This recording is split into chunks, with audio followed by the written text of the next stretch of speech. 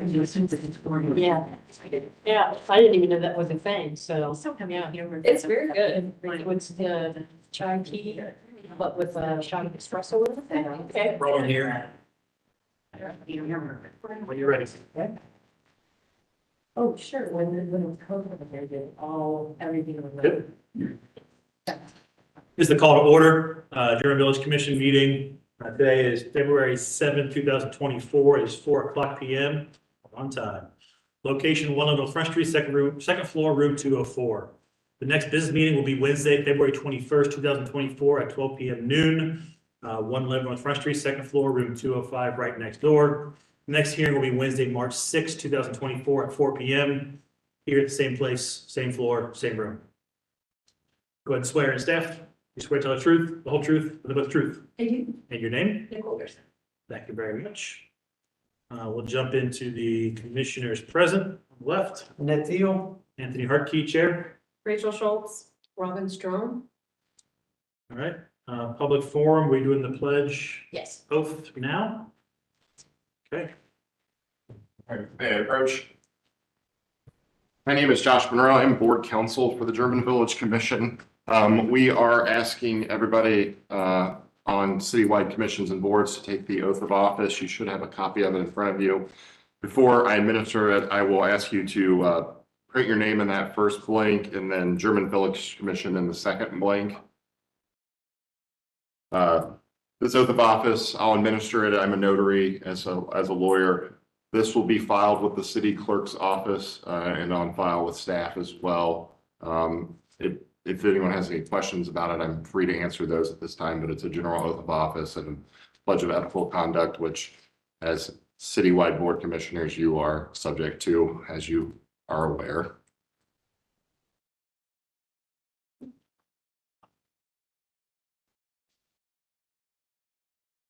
I encourage everyone to read along with me as I administer it. It is rather long. I apologize for the length. As you know, I'll probably be back at the next meeting for your colleagues as well. So I apologize that you'll have to hear it twice. So if you will raise your right hand and repeat after me. I state your name, do solemnly swear or affirm. I, Anthony Hartke, solemnly swear or affirm That I will support the Constitution of the United States. that I will support the Constitution of the United States And of the state of Ohio, and will obey the laws thereof. and of the state of Ohio, and will obey the laws thereof. And will in all respects uphold and enforce.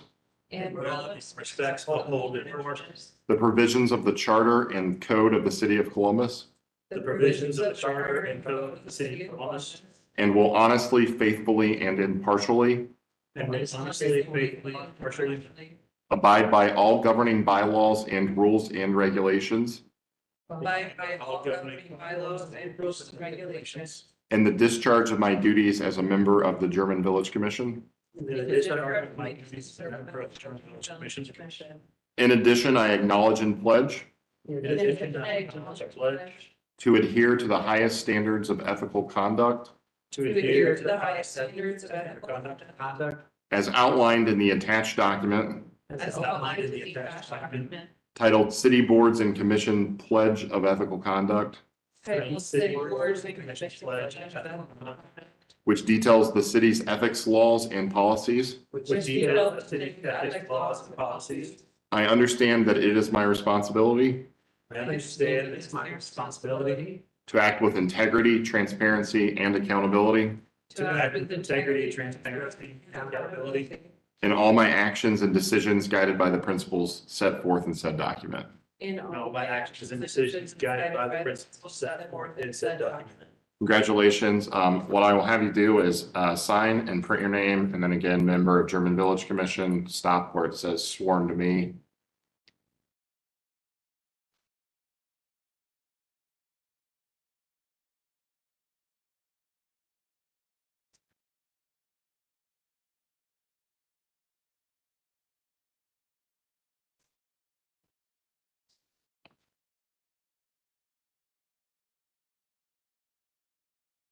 And when you're done, if you want to pass those to the left staff, I'll collect them. I'll take them out in the hallway and notarize them so I don't interrupt the rest of the meeting. Bring them back, give them to staff. She'll make a copy for you guys if you'd like. Like I said, they'll be filed with the city clerk. As always, if you have any questions, feel free to contact the city attorney's office anytime, especially if it's about this oath of office. Thank you very much. Thank you.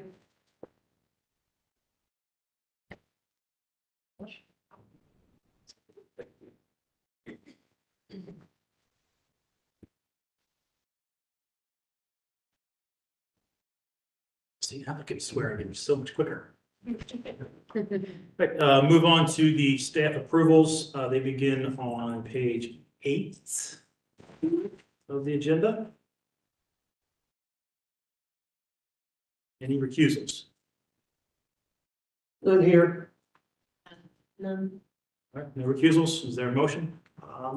Mr. Chairman, I move to ratify the staff approvals. Second. We got a second. Any questions on the motion? All those in favor? Against?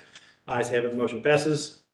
And moving on to the approval of minutes from last meeting, January 3rd, 2024. Mr. Chairman, I move to approve the minutes from the last meeting. I will second. We have a second. Any questions on the motion? All those in favor? Against? Ayes have it, motion passes. Moving on to the applications for certificates of appropriateness. Item 1, staff recommend application GV-24-02-009, 325 East Livingston. Go ahead and take your seat. When you have settled, you raise your right hand. You swear to tell the truth, the whole truth, and the truth. I do. And your name? Jack Reynolds. I'm an attorney, Smith and Hale, 37 West Broad Street, Columbus, Ohio. Thank you. This is an application for a variance recommendation. The proposed work description is the applicant seeks a variance to allow residential use in existing use of the property. The variances include 3356.05C to allow residential use in the first floor of the property zone C4, and there are 2 structures on the property impacted by the variance. It's 3356.11A3 to allow building setback at 0 feet from the right-of-way line. For 3312.13 to allow a driveway to be 17 feet in width when 20 feet is required. And 3312.21D1 to allow for reduced parking lot screening area of 0 feet from the required 4 feet. Staff analysis is at the February business meeting. The commission confirmed with the applicant could submit additional variances for the existing conditions and asked the applicant to confirm and fulfill mailing notice requirements. The applicant provided their updated list of variances and confirmed notices were mailed on Wednesday, January 31st, 2024. The staff recommendation that staff recommends the commission recommend the variances as submitted. And the basis for the recommendation is that it's in line with Durham Village guidelines for zoning variances on page 139. Anything else to add? Nope.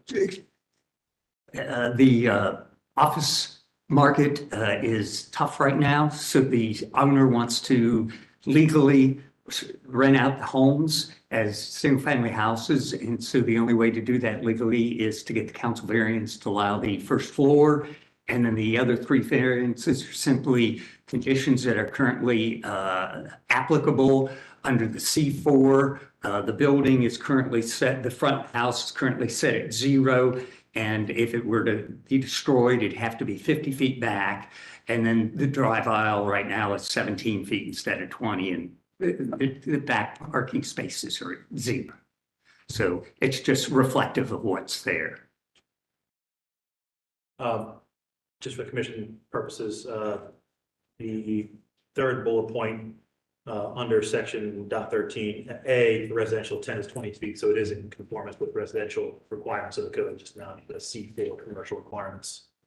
And I will note that item C in that same code section, it states that A and B can be varied with consent of the Department of Public Service, consultation with the Division of Fire. I don't think we have to provide a variance, but I think the commission is okay with doing it in this case.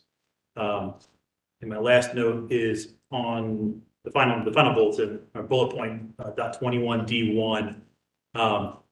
Looking at the property, the west side is a 6-foot fence that's already in place. The east side, you've got the Boss Fitness building. The front portion, the back is the Boss Fitness parking lot. I think the only question I would have is the north property line. Right now, you have a planting strip there with some trees. Yeah. Pine trees. Is there a reason why we would be providing a variance to have no screening if it's already? It's the screening to the east, not to the south.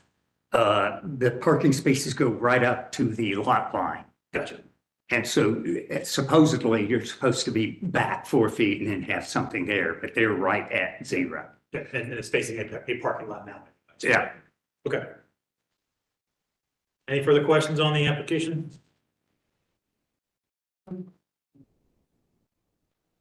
There are none. Is there a motion? Mr. Chairman, I move to recommend the variance request.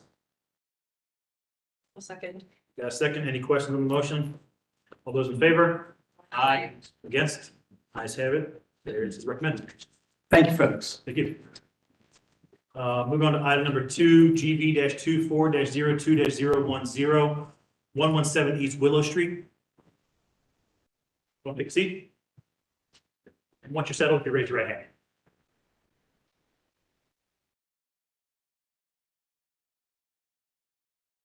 You swear to tell the truth, whole truth, nothing but the truth. Yeah. And your name for the record? Jillian Baker. Thank you. This is an application for an exterior building alteration to a coal chute opening. This application is the result of a code violation. The code violation number is 23444-00115.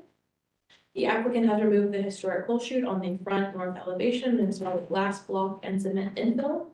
And the applicant currently proposes to remove the glass block infill and fill the opening with a new window. The window to be from the approved window list. It is the fiber frame 2100 series. The frame measuring 19 inches wide by 11.5 inches tall by 2 inches deep, when the opening is 19.5 inches wide by 11.5 inches tall by 15 inches. Staff analysis at the February business meeting, the commission strongly encouraged the applicant to pursue and prepare a proposal for restoring a coal door to the opening and requested a photo of the adjoining property's coal door. HBO staff recommended the applicant submit material information for the proposed window and or material information for a proposed coal door. The applicant provided a window schedule and a photo of the neighboring coal door. Staff recommendation that staff recommends the commission continue the application to allow time for the applicant to revise their design to be more in line with the city code and the German village guidelines. The basis for that staff recommendation is City Code 311611, standards for alteration, 1, 2, 3, 4, 5, 6, 10, 11, and 12, and the German village guidelines for ornamentation, trim, brackets, hood mold, shutters, light fixtures, recommendation 1. Anything else to add? No. No? Questions, comments from the commission? I guess I'll be the one to say I would rather have a coal chute door there than a window. Since it's not gonna match, it's, part of the original architecture. It was removed. I would say that the coal chutes in the front facade are kind of a defining architectural feature of the property. A lot of what you see where there's windows and foundations, where there were coal chutes that were done way in the past, either without GVC approval or before the GVC existed. This was a side, rear, could potentially see a window, but being a front facade and having it be a duplex where you have the mirror image on the other side, it's going to make it stand out significantly. Have you done any research into reaching out to like a Fort Ironworks or a company that produces these kind of coal chutes? I did before so it was like, it was a coal chute, but it had a hole in the middle. Yeah. And it was kind of backed by a black plastic bag. Mhm. So that was I really didn't want to take it out, but that was kind of the reason, was that you could just kick it and it would, and I did call Fortune and they mentioned either bringing it in, but based on the photo I provided, that it probably was going to be either a tough job, or the thing is that they can't make more metal go through there. You can kind of fix the rust, but you can't. Once it's rusted through, it's kind of rusted through. And I did find one not coal chute company, but a company that dealt in ironworks. And they said they couldn't, I think we were looking at Pennsylvania. And I did reach out to another one and they never got back to me. So I wasn't 100% happy with taking it out, but I just wasn't, Yeah. it's just, it was, you could kick through it. And well, it's not when I got the inspection, they're like, yeah, you need to fix this. Yeah, I don't really know. I was thinking, I know, I just don't know where you find a replacement. That's my big thing. So I don't know. And I really don't know where you find a nice new. My recommendation for replacements, I don't think it needs to be an exact perfect match. I think it's more about the dimensions. Okay. Architectural salvage companies, like Columbus Architectural Salvage, Cincinnati's got an architectural salvage company. They may have these when they demolish old buildings elsewhere. They tend to save these kind of things. That could be one option. A Fortin or another kind of ironworks place could potentially reproduce one of these. Or if you could find one that's serviceable, but just needing repairs, they could probably do that as well. Might want to try Beckett Forge. They do like, you Google Beckett, Beckett Forge. They do a lot of like specialty ironworks type of things. They might be able to help out. The other option I would give you, or lead I'd give you, is you reach out to the Ohio Historical Society. They're up on 71 by the old Crew Stadium. They tend to have some contacts in the industry that do some of this kind of work as well. Okay, sure, yeah, because I just couldn't have a hole in my face. It was like this thing. Oh, But yeah, I can do that and just like kind of call around more and see, because I had no idea that architectural salvage companies even, like, that's just not my, Yeah. industry. And I was mostly calling ironworks places. Mhm. And what I also found for the ironworks stuff is screens. That's the only thing I could find were fire screens that you put on the back of your fireplace, I guess. Yeah. Like they're like decorative. To your comment earlier about securing the inside, having a whole lot of it. Right now, we're not going to make you rip out what's there currently, like today. Yeah, If we've got an open application, it gives you time to go find another source. When you do put a cold chute back on, or a cold door, really is what it is, yeah. you can seal up the inside of the wall behind it. Oh, That's on the interior. It okay. Yeah, it's, doesn't need to just be an opening with a door on it. It could be filled behind, yeah. as long as from the exterior, we're seeing the historic look. Okay, because it behind they actually built a really like a window where the old coal chute or holder was. Mhm. So there's quite a bit of structure that also had to be built around it, because it's just trash, really. Like the actual trash around it to kind of pin down the black plastic trash. Yeah. It would just need a little bit of help. Sure. But yeah, I can take a look at those. And do I call someone? Do you guys when I find the So code? for our purposes for this hearing, Yeah, what we can do is we can vote to continue the application. okay, That keeps the application open. It keeps 311 off your back while this is open. okay, yeah, It gives you time to go out and contact some other companies, some other iron miscellaneous nails companies. And then for the next month, you'll be on the agenda already for the next month if you get information by the March timeframe. okay. And then do I have to send a photo of the cold shoe? Uh, Not this, but you know, Right. So if you find a company that has one, you can provide that information to staff. okay, They can take a look at it. I believe if they feel that it matches what is next door, staff approvable. I would want to confirm with the historic preservation officer on that. We'd likely, because it's been heard by the commission before, return to the commission, especially because it won't be a exact like for like Okay. replacement. So yeah, so you just provide the information for whatever you find to staff, and then we'll come back to at the next hearing when you have the material, and then we can review it and hopefully approve it and get you going. okay, sure. To make it more difficult for you, unfortunately, it's gonna have to pretty much approximate the dimensions of the one to the west. Because it's a match there. Yeah.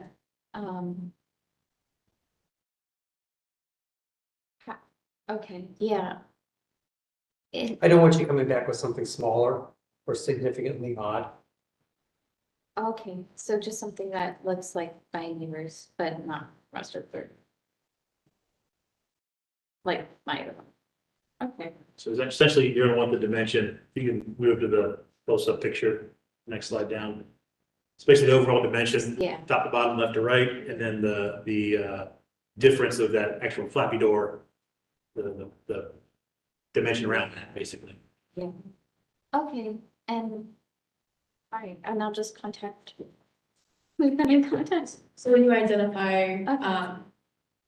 your, if you identify a door that you'd like to kind of bring to the commission, you would email GBC Okay, at yeah, columbus.gov, the same email you've been emailing. and I have like a month. So the deadline for materials for the March hearing for applications that are continued at this hearing will be next Thursday.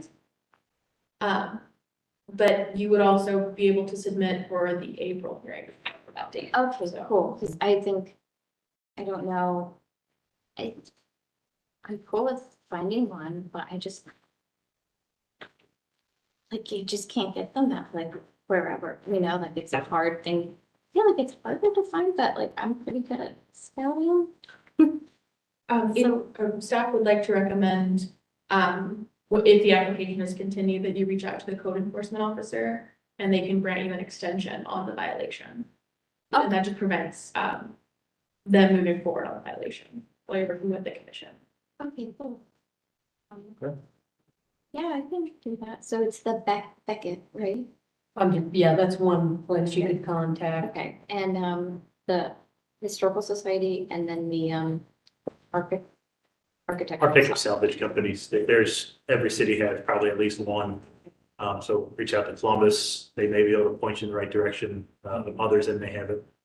And I would let them know that you're looking for it, That'd be great, yeah. because then they will be on, they'll give people heads up, hey, if you're tearing a building down, you got one, we got a market for it. Yeah, that'd be great. When you call them, I give them the dimensions. Yeah, Continue. Mr. Chairman, item GB 2402-010117 Willow Street, I move to continue. Second. Any questions on the motion? All those in favor? Aye. Ayes have it. Or against? None. Ayes have it. Motion passes. We'll continue. Thank you. All right, moving on to item number 3, GV-24-02-011, 787 South 6th Street. Raise your right hand. Swear to tell the truth, whole truth, nothing but the truth. I do. Your name for the record. Karen Boker. Thank you very much. Cool. This application is for an exterior building alteration, for window and door replacements, a sill repair and replacement, and for painting. The application is to replace 15 existing windows with the Palo Architect Reserve Series window in iron ore, that is from the improved windows. We have 13 1/1 double hung windows to be replaced with the same size 2/2 double hung windows. There is one 1/1 double hung window with an arch transom. We replaced with one simulated divided light fixed window and with a simulated divided light arch transom. And there is one 1/1 double hung window with transom window above, to be replaced with one 2/2 double hung window with a simulated divided light transom below, or with the one 2/2 double hung window with a simulated divided transom above. To replace the existing solid 4-panel wood door with a full light aluminum door with simulated divided lights appearing as 6 panes. And to replace the existing wood full light door with a full light aluminum door with simulated divided lights appearing as 4 panes. To repair and replace the window sills and wood trim, like for like to match existing, and to paint the trim Sherwin-Williams Roycraft Pewter, and paint the siding Sherwin-Williams Classic French Gray. The staff analysis is the applicant emailed HBO staff in late October about a proposed window replacement. And HBO staff received photos and requested additional information, including a window drawn and scheduled for the proposed replacement windows. When the window schedule was submitted, the schedule included door replacement, so HBO staff requested photos of the doors. Prior to the February hearing application deadline, the applicant submitted additional photos and information to complete their application. HBO staff placed the application on the February agenda due to the proposed change in the window configuration, the divided lights in the arch transom, and the door selection for the primary entrance door. At the February business meeting, the commission requested the applicant and HBO staff confirm the date of the arch transom and clarified with the applicant that grills refer to the simulated divided lights. The applicant provided additional information and additional photos of the property.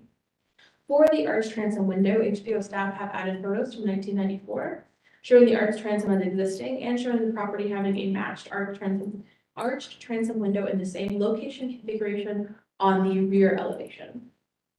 This window would have been removed from the 1993 new rear addition approval, and HBO staff recommend the applicant retain the transom with a separate window with no divided lights. HBO staff has concern over the selected replacement doors, as they are not styles typically approved in German Village, especially with the divided lights. HBO staff informed the applicant that staff could not approve the door that deviates from the front entry doors recommended in the German Village guidelines as the door is the primary entrance door for the property, and that is staff could not approve it as a staff approval. Staff have checked the files and found the 1993 approval for the demolition of a side enclosed porch and addition on the property. The porch additions were covering both entry doors on the south elevation, and both entry doors were existing at the time of this approval, and both were enclosed by the porches and additions.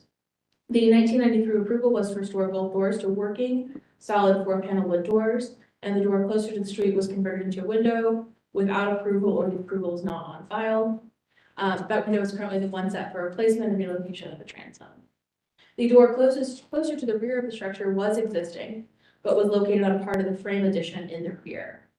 These records are provided in the materials package, and because of the changes, the current primary entrance door is a 4-panel wooden door and was a part of the 1993 approval. A 4-panel wooden door or 6-panel wooden door are the recommended door types for earlier architecture, such as the story-and-a-half cottages from the German Village guidelines on page 60. Because the opening existed prior to 1993 renovations and there are no records of previous approvals prior to 1993, and the opening currently is utilized as the primary entrance door, HBO staff recommends that that door be replaced with a solid 4-panel wood door. HBO staff would support the door at the other entrance that is currently a single full light door being replaced in like kind, but the 4-light door is not appropriate per the German Village guidelines. The applicant did provide a list of 10 similar doors from around German Village. Of those addresses provided, 3 are photos of windows at storm doors and non-existing entrance doors. 1 is new construction from 2004 for the entire structure being new construction. 1 full light door was installed without a COA and replaced a solid 6-panel door, and that was somewhere in 2014, 2015. 1 has no COA on file for any door replacement. 2 are on connector additions and not the historic or primary entrance. And 1 was approved as a full light door without divisions or divided lights, but the current door installed does have divided lights. And 1 was approved for a 1-panel door to be installed. The comments of each of these are provided on the photos that the applicant provided. The 1-panel door at 796 South 6th Street did not specify if that was a wooden panel door or a glass pane for the panel there. 796 South Street, 6th Street is the only door that was approved for replacement with a similar door that is existing now, and was only allowed to be replaced with a 1-panel door because the door was being placed in a new building. Staff recommends the commission split the application into 2 parts, with part A being the window replacement and part B being the door replacements. Staff recommends the commission approve part A with any clarifications to be submitted to HBO staff for review and approval prior to the issuance of the certificate with conditions that I'll read in just a moment. And staff recommends the commission continue part B to allow the applicant to select a door that is more in line with city code and the German Village guidelines. The staff recommended conditions for that part A approval are that the approved window replacement for the window with transom is approved only for the transom to remain in its existing location above the double window, which the applicant and corresponding with staff agreed that they would consider, but we left both as an option for the commission to consider. The basis for staff recommendation is City Code 3011611, standards for alteration, 1, 2, 3, 4, 5, 6, 9, 10, 11, and 12.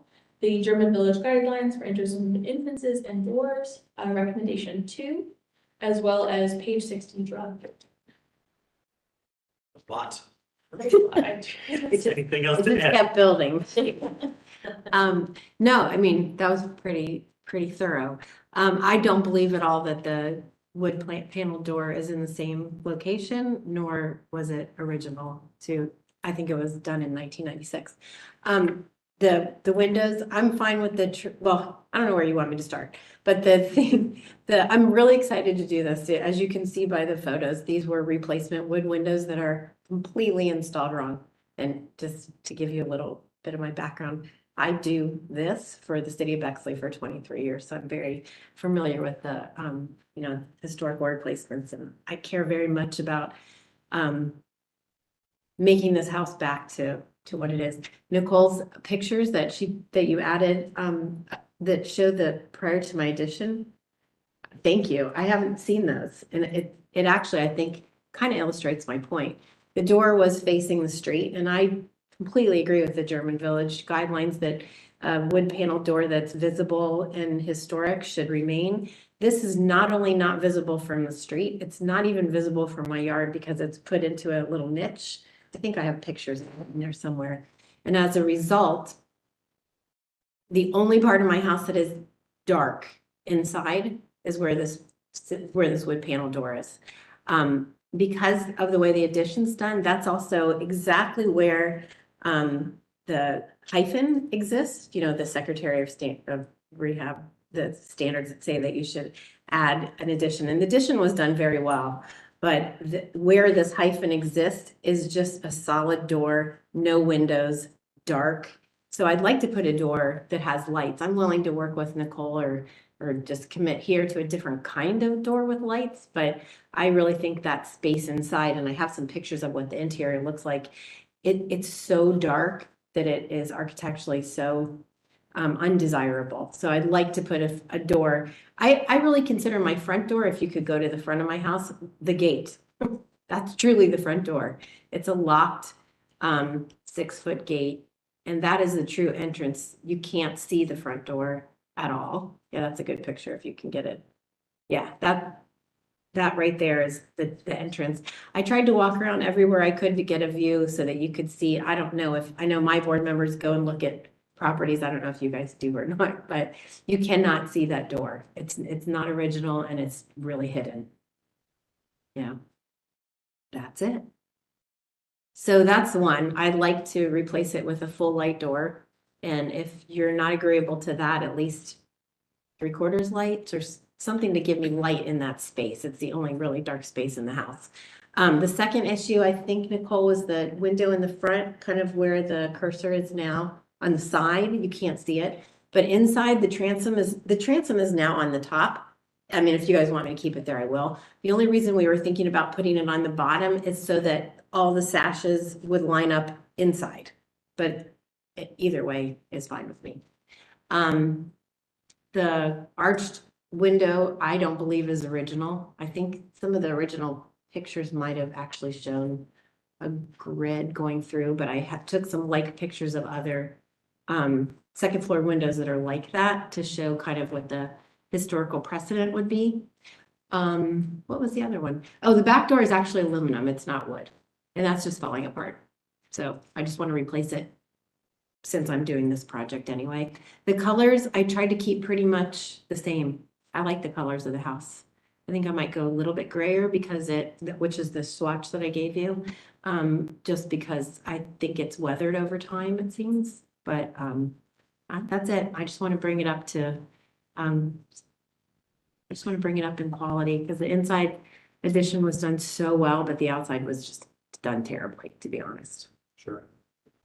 I think we can think through this. So let's start with the windows, the staff recommended here. Any issues with replacing the windows, double hung windows with new windows? Here, no pushback for that. The arch window, any concerns on the arch window? I don't understand what you said. You don't think the arch window was original? When we got up there, you can see where the trim work had been altered and the double hung in that it matches exactly the replacement windows from 1997. Okay, So that window is not the original, but an arch window, the arched openings. Oh, yeah. I'm sorry if I meant the actual piece of glass. I think that's what that was my interpretation of what Nicole was talking about, was the actual I believe it had a divider at one point, just based on what I've seen around the neighborhood. But I would really say it's a casement. Yeah, yeah, exactly. So it would have had a divider one way or the other. No, the arch was definitely there. In fact, oh, that's a good picture. Keep that one right there. The far right picture, you can see the shutters were Yeah. over it. And that is very recent, the two middle pictures, because when the guys came out to measure for me and got up there, they asked if it was okay if they could take off the shutters. And when they did, it transformed the entire room. It's beautiful without the shutters. So would you consider a fixed window up there Yes, that fits the whole opening, absolutely. including the I top? think that's what we have, spec. I couldn't understand, I'm Yeah. sorry. I don't No, know you're exactly- application. All I care, I'm never gonna use it, so I'd fix it Yeah. fine. Yeah, Is all I care about is that it has 2/3, like that has the division in the middle that makes it I put some samples in of and it would, other historically accurate. it would have had a center one. Yeah, If it had exactly. been a casement. So yes, we're on the same page. Okay, good. Um, I like that image. Yeah, it does look a lot better, yeah, more light. yeah, I want light. So And that's why I need that for- door. For reference, page 16 of the application has the arch top window examples. Just make sure we're all talking the same language. There you go. Yeah, you I think can you're talking see. about the one center row, far right. Is that what Yeah. you're talking about? One Yep. full That's, thick. that's, Yep, that's the exactly. appropriate, solution for this window. Exactly. Okay, good. I just want to make sure we weren't gonna get a heavy mullion at the top of a double hung look. That's what we have now. Yeah, I know, and I Yeah. just want to make sure that, okay, good. Agreed. One other question about the front facade. I believe there's shutters on the lower windows as well, or is that just a trick of the eye on the photos? Trick of the eye. The interior shutters, I see it now. Yeah, oh yeah, Okay. so, yeah, just to be clear, Interior those blocks. plantation shutters are out as soon as I get these new windows in. Cause that's what's making it look like they have divided lights and they don't.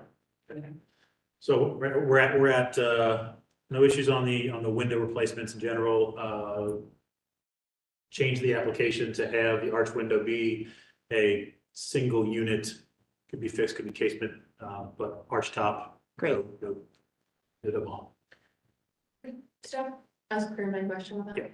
The commission is looking then for what is now 2 windows with the double hung and the arch to be 1 unit, Same. 1 arched window in that opening. Yep. Okay, thank you. Just like on page 16, far right. Yeah. Thank you. Okay, so that is that portion. Now is where we get sticky. So let's talk about the door, the full light door request. Questions comes from the commission on the full light door on the side of the house. How many doors we got involved here? Well, there's just 2 doors to the house. Okay, that's what I want to start there. 2 doors. Mhm, Both are on the addition. correct. Okay. Mm-hmm. The addition is 1993, Yes. 1994. I thought it was 96, but right around there. Okay, 94. At that time, they approved a 4-panel or 6-panel solid door. Mm-hmm. I wouldn't say that we would approve that now, or require that now.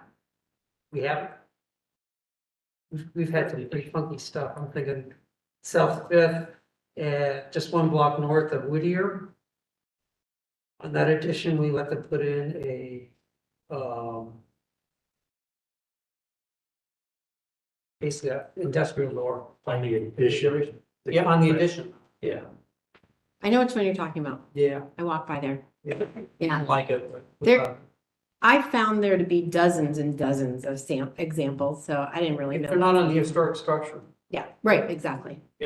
Right point. So we identified this is on the hyphen piece. the This, checker piece. this is literally, I mean, I don't know if you can pull up, it is it's the definition of a hyphen, Yeah. you know, and if I did put in a sample and Nicole's absolutely right, it's not the front door of a hyphen door, it's on, off of Beck and, no, it's off of Mohawk, I can't remember the address, but it's all glass and it is not, she's correct, it's not the front door, but I put that in there as an example of it, that's exactly how I want this to be, a glass hyphen. Recognizing that it is the main entrance, but it is set back and it is absolutely a true hyphen. The only thing I would say, if the hyphen in the door faced the street, then we wouldn't even consider it. Oh, and I would agree Glass. with that, Yeah. yeah. See, some of the hyphens are completely glass, which are glass doors and are appropriate too, so. I have no problem with that, the door being glass. In the hyphen down around the back. And then we have the rear door, which says aluminum currently. The rear door is just an aluminum full light door with no grids at all right now. It's coming apart. You can even see it in that picture. It's in terrible shape. It's just not a good door. I kind of just said, as long as I'm doing this whole project, I might as well replace that too and make it match. And personally, I know it wasn't Nicole's recommendation, but personally, I'd like the grids to match the windows. I don't see why I wouldn't want that. I mean, if you guys tell me you have to have no grids, then so be it. But I think it will look better with grids to match the windows because they'll be the same proportion. It's facing the rear yard too, right? I'm sorry. We've approved it before. It's facing the rear yard. Oh, That's it's- totally, yeah. that's not even in the rear yard alone. It's underneath a little alcove too, so.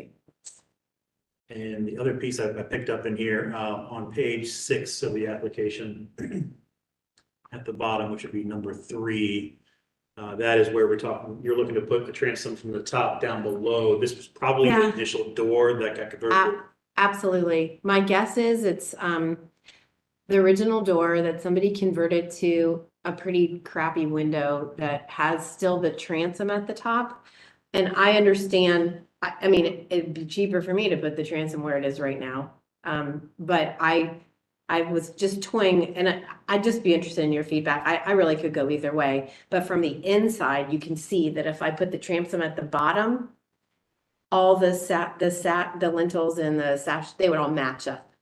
So, I mean, that's We've really, done- and they would be more usable because I have couches in front of there. And so you could actually use, get to the windows easier. What we've done in these situations in the past where it historically was the door opening, Mhm. we want to treat it with respect that tell the history it was a door. Mhm. We've gone with fixed light, fixed panel doors, I believe, light in these locations because it's being fixed shut.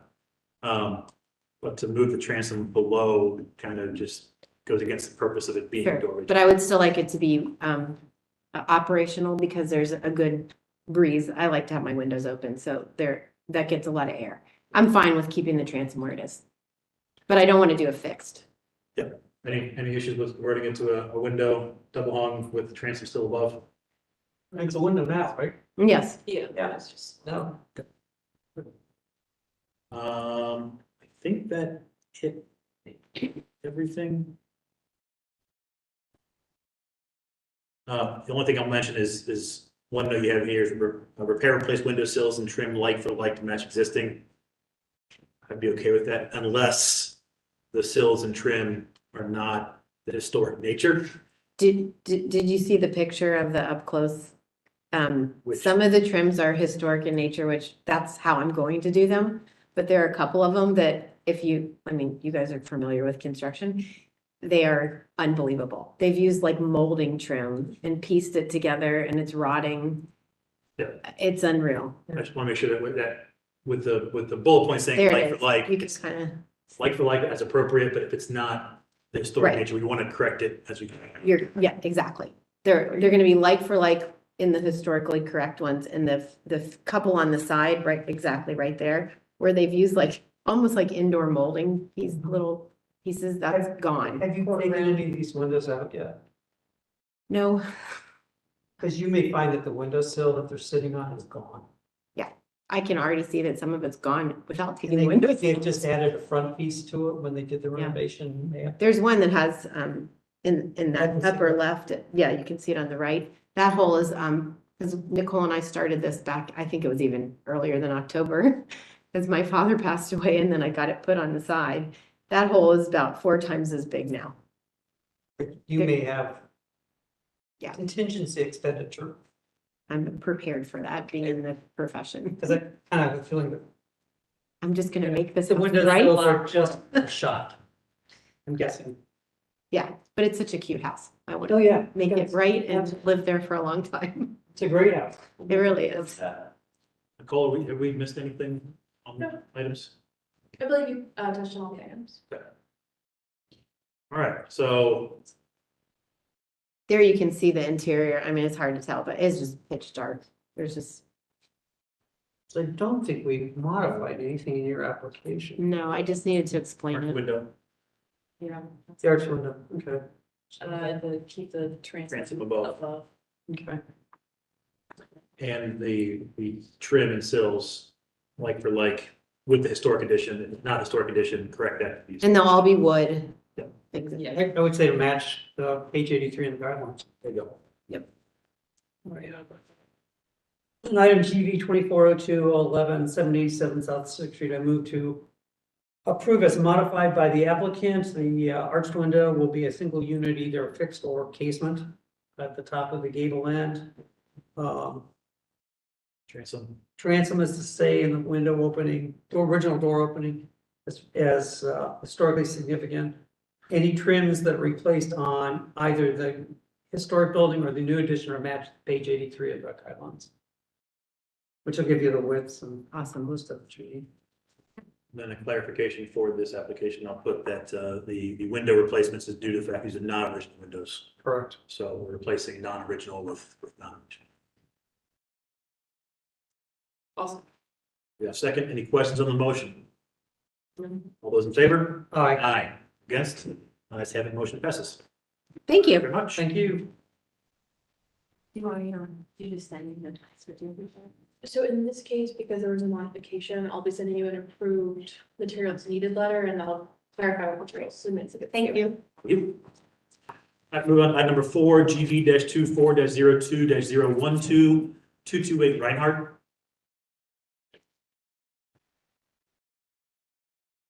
Once you're all settled, you please raise your right hands.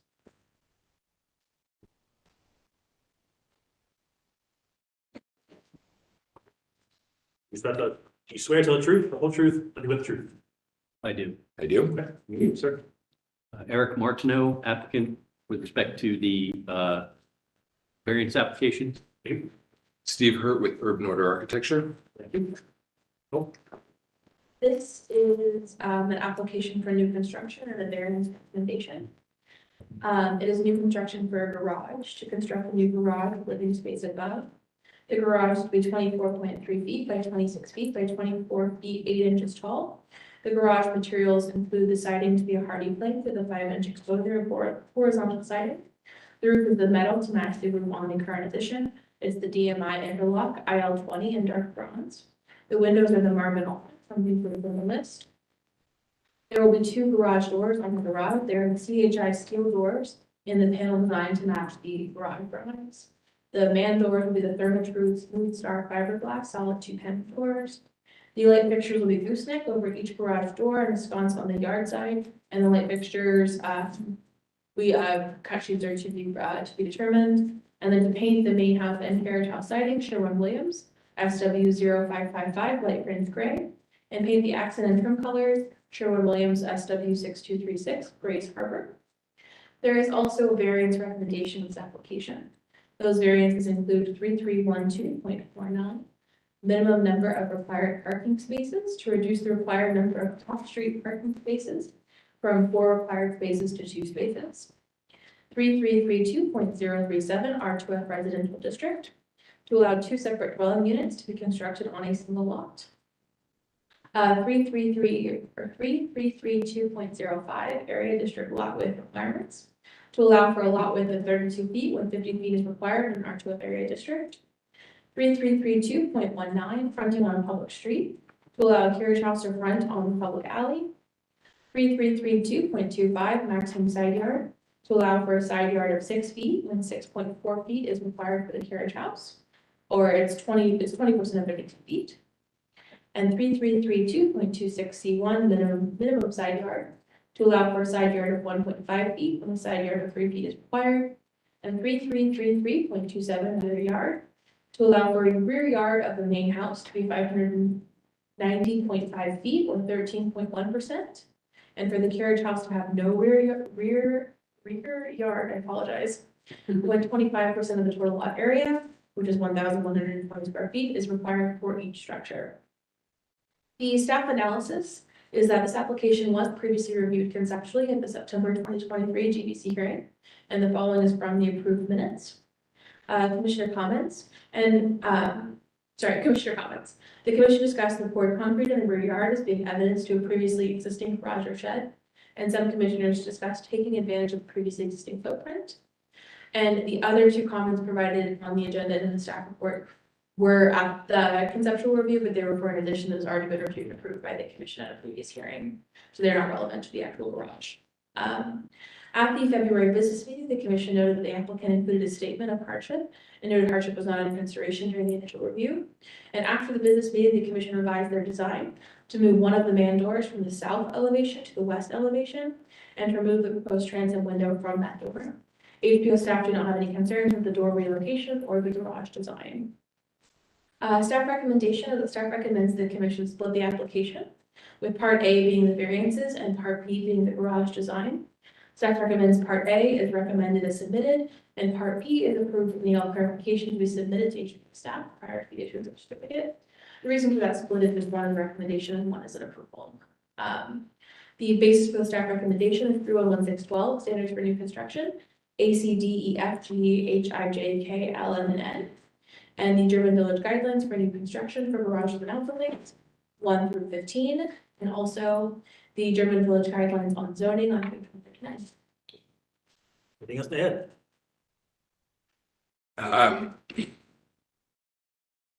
Do we want to talk about variances or structure Let's first, talk about or? structure first, then get to variances.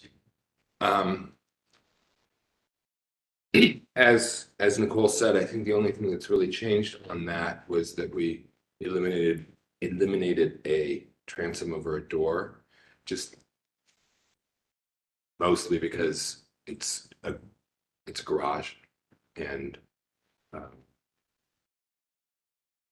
thought that was probably more appropriate. And then we submitted the preliminary drawings with the cut sheets and things like that. And we have the full construction drawings now, but we didn't submit those, so I don't know how we want to handle that. We didn't get feedback from the business meeting that we needed additional information, and frankly, at that time, we weren't finished. So I would like to get approval for what we presented and then be able to submit the construction drawings for Nicole's review or a subcommittee, or, you know. Do have a couple questions. Okay. Page 2 of the application, looking at the elevations, the doors shifted. So the previous submitted on page 3 showed you had 2 doors on the south elevation. Looks like the one got moved to the west elevation. Yes. Looking at the floor plan, we didn't get really any change to the floor plans. I'm assuming that door that moved is the door for the stairs. If that Yes. stair is running north-south parallel to the west facade, I'm not sure how you're gonna make that work with the dormers on that wall. So the stair comes up to the peak. So right now, your peak, your triangle end is on north and south, and you move your door to the west wall. Unless you're just basically having the door come straight into the bottom of the stairs. I'll illustrate on the screen. So this is north-west elevation. Your door is now over here for your elevation plan. So that door is gone. So I'm assuming that these stairs Yes. are either running this way or running this way. They're the They're second. running this way. So the door is Okay. opening, facing right into the stairs. Yes. Okay. So what's the date of that plan? July 2022. I'm just thinking we didn't get updated floor plans, my guess. Yeah. There should have been a January 25th floor plan.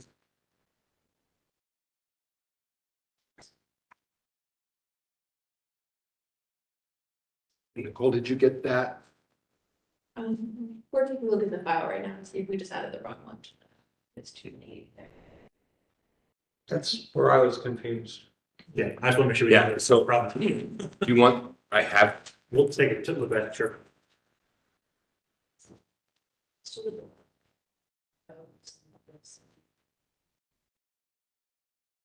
Okay, does that help yeah, with me not understanding the question? yeah, we did basically flip the stairs the other way.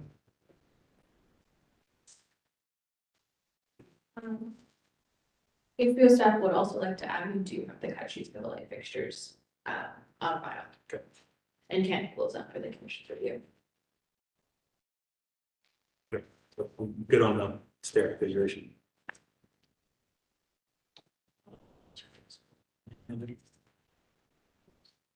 On the materials, on the agenda, it says hardy plank for the siding. Is that still what you're proposing? So that's a conversation that I would like to have with the commission. We would be happy to use boral siding, but they don't make a lap siding. So then we're into some kind of decorative siding. And it doesn't seem that that would necessarily be appropriate on outbuildings. So yes, I would like to propose a cement board siding so that we can do lap siding. In my experience with wood, as we all know, it seems like we've tried everything and it just doesn't work. So we are open to alternatives, but I would like to have a lap siding, and I have no problem with lap siding. I think there's another manufacturer out there that makes it now. I can't remember who it is. So I believe it was True Exterior bought Is that it? Boral. Yes, They make a lap. They make, they don't make a boral lap. But it's the parent company, True Exterior, whatever is the one. So I believe that we were having a conversation with Nicole that you've approved a couple of test cases of, I don't remember what the product is. The conversation we had was in regards to the test cases for the LP. Smart siding and lap siding. Down the street, the world doesn't hold up. Boral doesn't hold up. Right? So we pay more to not hold up. Unfortunately, it's the ones that have been installed when it was allowed are falling apart drastically, even on plywood bag board that we require. Got two neighbors that are looking at coming to us to replace it all in their garages. That's how For bad it is. boral. Yeah, that's how bad it is. And I've seen them and I agree, they got a problem. And so that's why our position is not wrong. Oh. Okay, so No, I'm not wrong. Hardy. okay, I was gonna say, Hardy. disregard everything. Yeah, Hardy. Hardy. I was gonna say, That all applies to Hardy. That all applies to Hardy. Well, so. I'm just listening, but. That all applies to Hardy. Sorry. so are we back to the idea that you're open to the LP? We've got three. Because we have more coming towards you. So I spoke with the historic preservation officer, James Goodman, on the test case kind of procedure. And the test case procedure is not codified in city code or guidelines. It's just been previous like procedure of the commission to have those 3 test cases. So you are able to make more approvals than that, and there is nothing within code and guidelines that would prohibit the approval of that material. Have any been installed to date? I believe the first approval of the LP Smart siding has been approved, and that was from 2020. That horizontal? It is the left siding, yeah. And the other 2 of those 3 test cases were approved in like November, December-ish of last year for 23, so they have not been installed. Personally, I feel I'm not comfortable opening it up and saying, we're gonna just allow people out of test cases, because that was the point of the test case. Yeah, Then number everybody's one, a test case, yeah. test case period are not codified in the guidelines, et cetera. It's something that was arbitrary and capriciously started under a previous chairman to resolve some issues, and it's really shouldn't be happening at all. Because it's an arbitrary capricious way of getting around the guidelines. But I would say that the guidelines allow for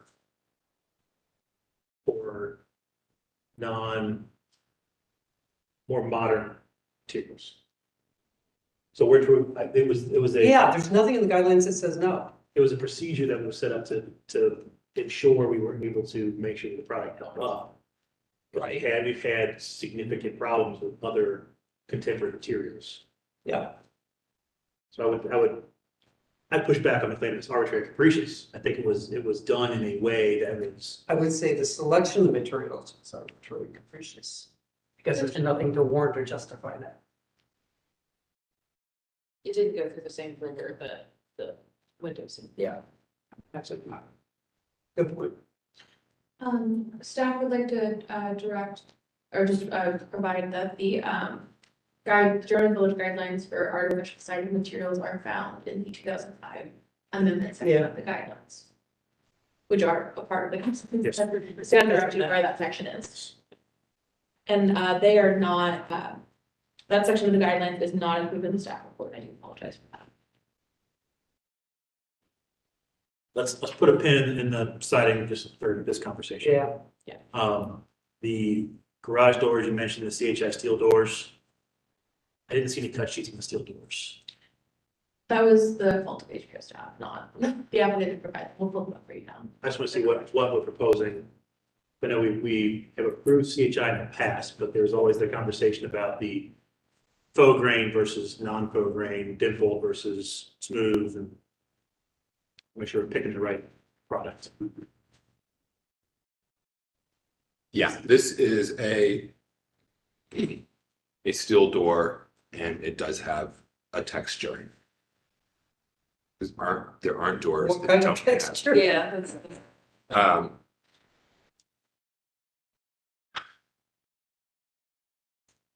So it's not a wood overlay, it's I believe in the past, the CHI has approved with steel overlay. Those get.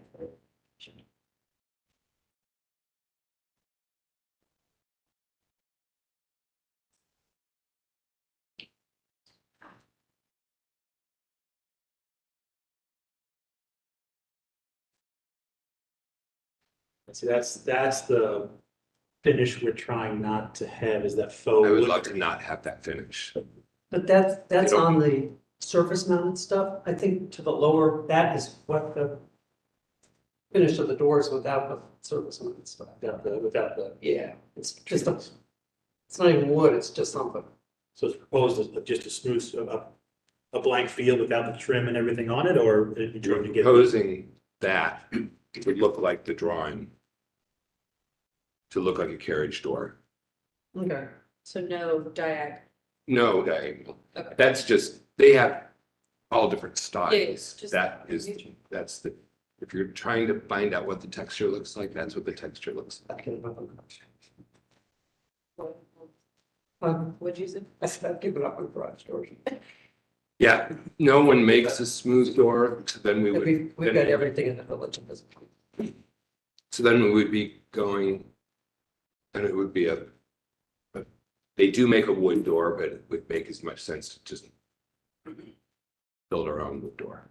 I know in the past, we're trying to tackle these doors. There was a CHI approved, I believe it was a wood overlay, and a CHI steel door. There was the Clopay Canyon Bridge and the Clopay Coachman, understanding the Clopay usually have more higher price, higher end door. Those have all been approved, seen in the wild, and there was no pushback on those models. The commission is also approve the Wayne Dalton doors, with the recent garages from last fall. And that was the one that had like, it was a dimpling, but it was a very faint dimple, which you couldn't Yeah. really see from Yeah. far away. I believe that's the. I trust your memory on that one. Yeah. Myself.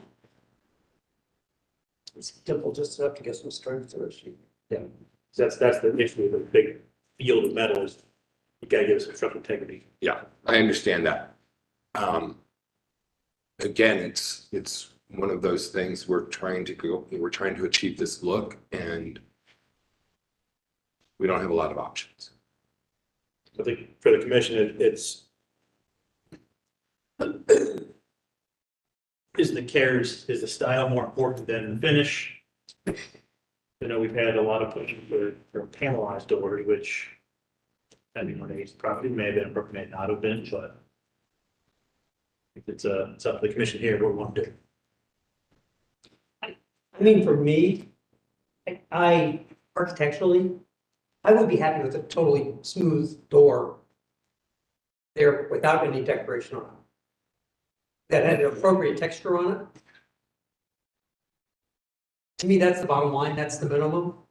If you're gonna add texture to it, then you're ramping it up and it's gotta be in guidance. So you're saying you would prefer a flush? I'm completely okay, flush I don't door? prefer it, I'm okay with that. I don't think these doors have to look like carriage doors because it's a new garage. And I think the one that was just approved, a flush door, which might have been the Wayne Dalton, I think it was 370 deck. A couple months ago. I was recused because I didn't hear it. But if your applicant and your architect would like a more decorative door, okay with that too, just make sure it follows something that we've already approved. That's kind of where I'm getting to. And I think the way that we got the CHI through last time was doing the metal steel door and then applying the wood trim to get the carriage look, as opposed to the trim being steel. It gets rid of that wood grain, but gives you the carriage look, still gives you the steel door backing. Yeah. Without doing a full wood overlay. And we did that 25 years ago and it failed might have been the way it was done, but it's like we Some do, we some don't. voided the warranty and it failed. Yeah, I was just gonna ask if it was, gonna be a warranty issue or if the manufacturer would not recommend it. Yeah, I mean, because we can do a CHI door and they apply a wood overlay. They just full wood overlay, not just wood trim. Yeah, it's just, it changes the cost. But if we can work with Nicole to get some of those examples, we're very open to looking into those. I'm just not ready to hang my hat on the door, garage door issue personally. That I'm there. you there? Yeah. We got one that's okay. On doing what is proposed, Basically, yeah. Oh, I'm with you. I'm, Not ready to just give up on the garage door issue. Still No. have a stance. yeah. well, Okay. I want to throw my hands up in the air. I'd say look at the samples of things that have been already approved and see kind of based on that, if that can help you out at all, or where we land on that. So if you'd like, we can, when we split this up, that if you don't have the votes here, because I got 2 against, even if you don't have, even if you get them. So the votes aren't there for the door as proposed.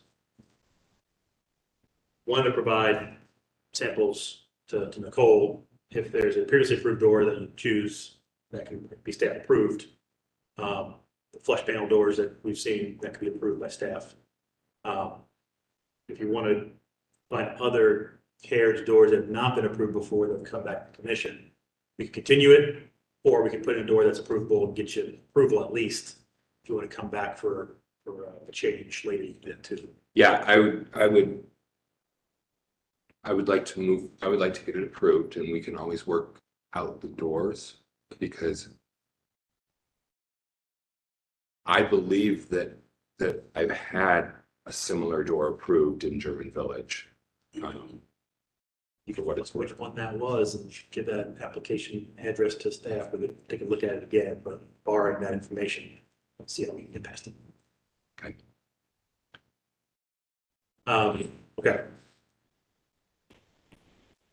Okay. I mean, I think for consideration for commission, we need to examine garage doors just as close as it is to. And have done windows and. To help. Yeah, because we have more projects coming before you with garage doors. There aren't very many manufacturers that make anything that I would be happy with, but I am past. I've thrown my arms up and said, this is what we can get. So that's why we're presenting it. And then I'm having the same quandary about exterior siding. So specifically on my office building, I just had mahogany siding milled, which I've, tried lots of options. So, or even clear cedar, like lasted 10 years. So, and I can't imagine that we're gonna well, I would not recommend putting wood on a new building. So we need some direction.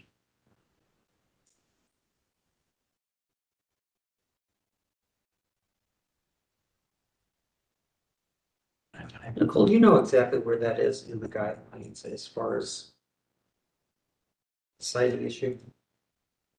It would be in the 2005 I can amendments. pull it out here. So at the bottom, if you have the PDF, and it's at the bottom of that document. Siding 2005, artificial siding, page 174. If you got the full PDF book, it's 192 with PDF. Yeah, it's, thank you.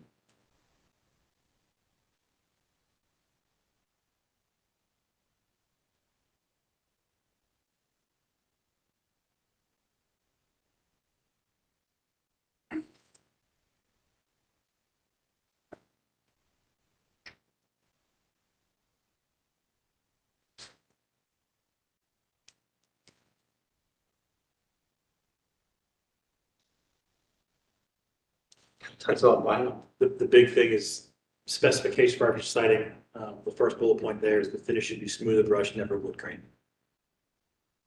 It's clear. The wood grain is the issue. On the siding, So is the LP Smart siding a pre-finished? I believe that is a smooth finish. It has the option to. Yes. Everything we've approved so far, It's been test case has been smooth. The product that I was looking at had it was like a, made the brush. yeah. So you could imagine it might look like a paintbrush or. Yeah. But if that's what we're talking about, I'm familiar with that.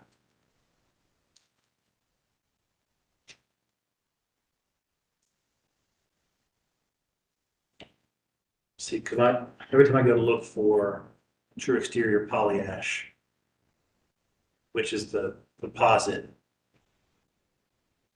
go into the information about it, pulls up the Craftsman collection, which I believe is the poly ash. And they have a V rustic, a Cove Dutch lap, a channel bevel, and a nickel gap ship lap. Right.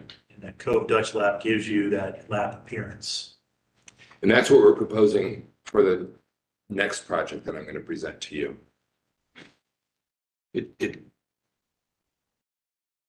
We can use that. I can agree to use that product. It seemed that this was a simpler structure, and the main house has a lap siding, so why would we do a fancier siding on the garage than we did on the main house?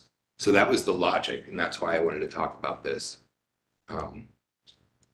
Because we just sort of need direction, what we should be Plain old proposing. lap, not a. Yeah. Like coat lap, gotcha. Yes.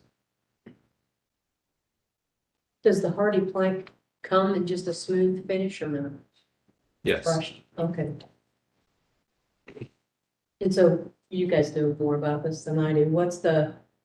You do for sure. What's the difference between the construction of the hardy plank versus this other siding that they're talking about? I know hardy plank is cement board, right? What's that? Boral opposed is to the other? edge.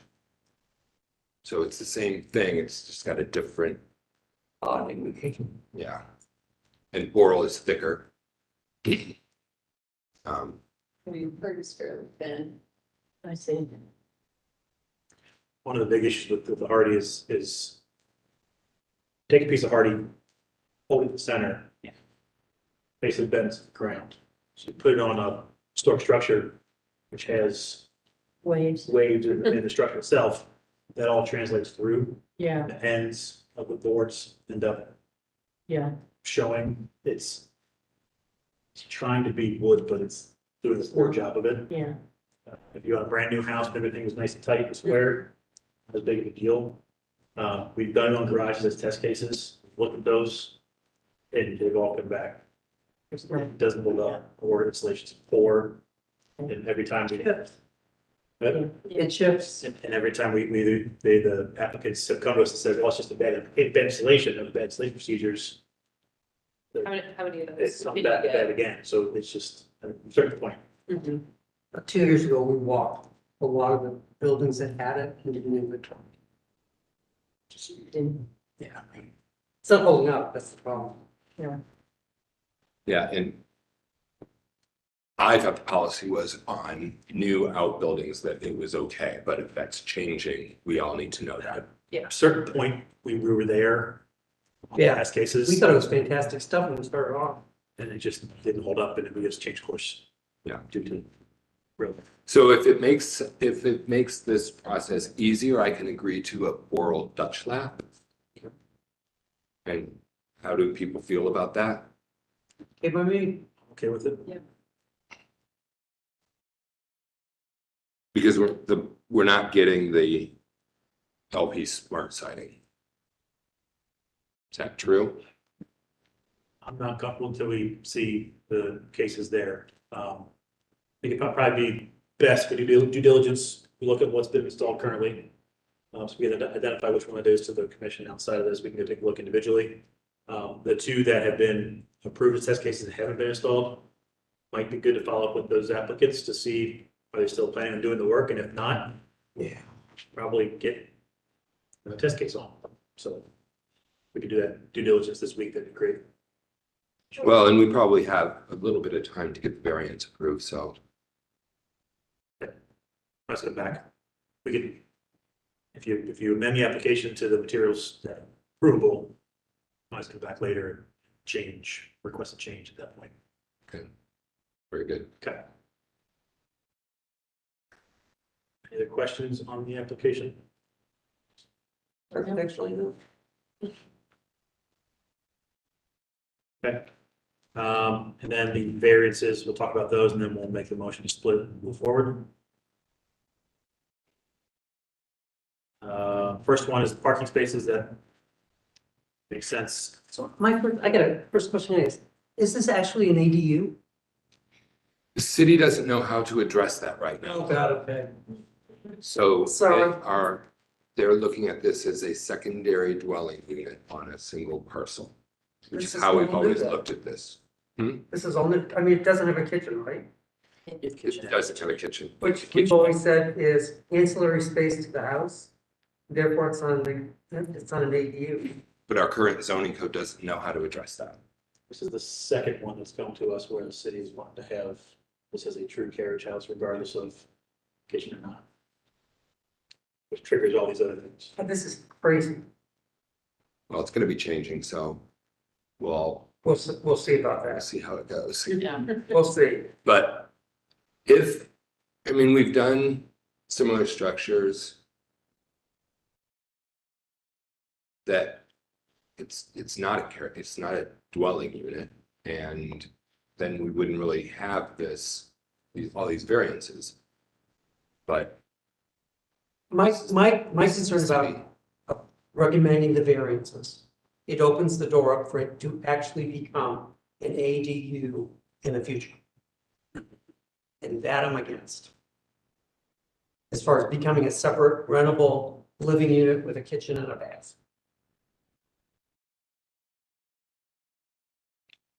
This is a very, very small unit with the dormer construction. And I'm not saying that your fear is unfounded, but this would be I would say it's not a very attractive layout or size to do anything of that sort. I would disagree with you. For the right rent, it's going to be extremely attractive in German village. So this is my concern about doing this, and also it starts to open up the door for a lot more of this to happen.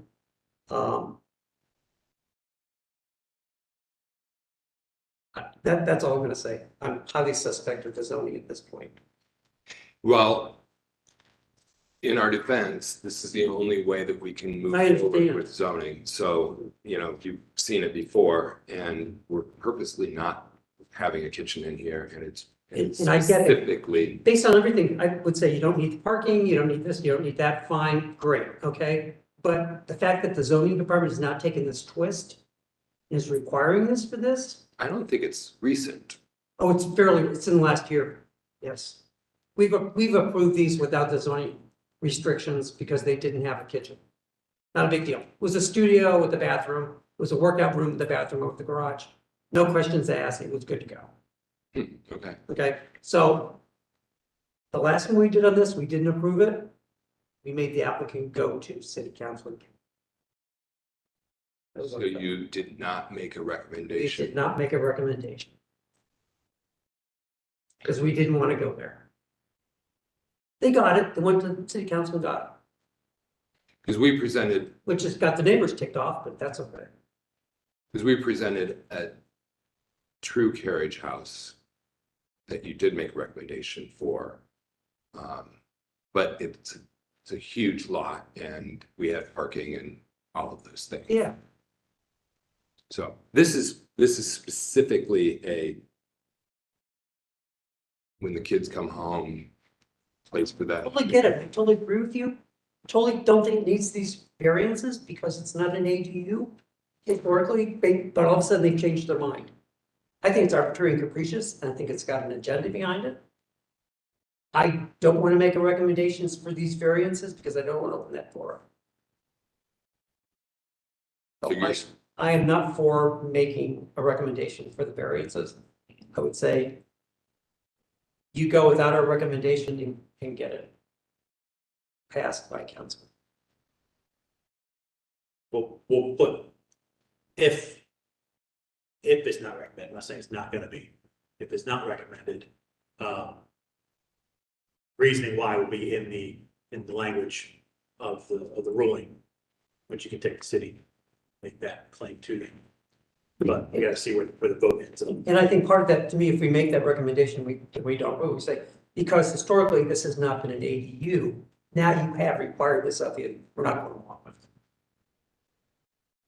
And did I understand that recently that there was a application that you did not make a recommendation of approval and they just went to city council and asked for, And they got it. okay. Yeah, South Fifth Street, south of, Sycamore. And my comment back to the commission is, we are in R2F, which typically allows 2 units on a property. did see that in the other application, the code for R2F, they should be adjacent, not separate structures on property.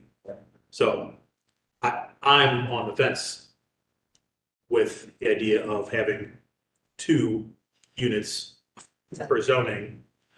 But again, these are separate versus attached. So I Right, so- don't know where I feel. So with the R2F, if their renovation design was simply to build another unit attached, zoning would be okay with this, provided there were no other. Well, the lot parking would coverage kick in and issues or some other anything. stuff, but Parking is in that, but Yeah. it's. my big issue about this is the parking. But my position is I don't want to see the commission make a recommendation for this and then be set on having to make that recommendation every time going forward, based on the fact that zoning has changed this, knowing that you're going to get the variances going to the city without a recommendation. If you guys would like to provide that with the variance recommendation, it is a recommendation by the commission, so if the commission recommends the outcome of the vote is a not recommended application, it is not a denial, so there is no appeal process for the recommendation portion of the Right. application. Correct. Right. Just for the applicants. Yep. You move on to the next step. Thank you. It would be helpful. In this case, it doesn't matter, to be honest with you. It's our recommendation or lack of it is ignored. And I'm sorry, you did mention it was the 6th Road. I just want to look it up to make sure the previous one, 6th Street, did you say? Or- Fifth, Fifth. fifth south of Sycamore, it's on the west side, I think it's second or third house down from Alexander. Understood. Thank you. I really prefer having, an approval, but that path forward, I appreciate you bringing that up. I am not for the commission going through that doorway and then can't back out. That's until they get this settled or the zoning code changes. Understood. But this is new.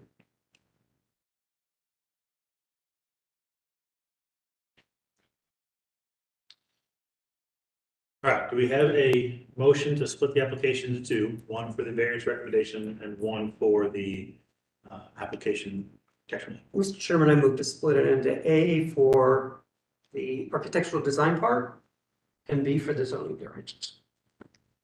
I'll second. Second, any questions on the motion? All those in favor? Aye. Against? Ayes have it, we're split. Is there a motion on item A, application A? I move to approve the architectural side of the application with the requested by the applicant for the Borelap siding, Dutch, whatever it is, remove what they originally had, and that they get a garage doors approved by staff that have been previously approved by another project that meets their needs. Second. A second? Any questions on the motion? Paul, you good with the motion? Oh, yes, I understand. Just wanna make sure. All right, all those in favor? Against? Ayes have it, motion passes. Is there a motion on item B? Is there no further discussion on item B? I don't think- Okay, so on item B, I move, because we always have to do this in the positive, I move to recommend variances. Second. Yeah, second. Is there any question on the motion?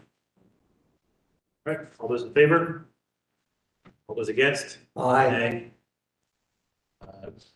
Nays have it. Motion is not recommended. Reasons for recommend or not recommending? And do you want to put it in the path? Trying to think how to politically say this correctly.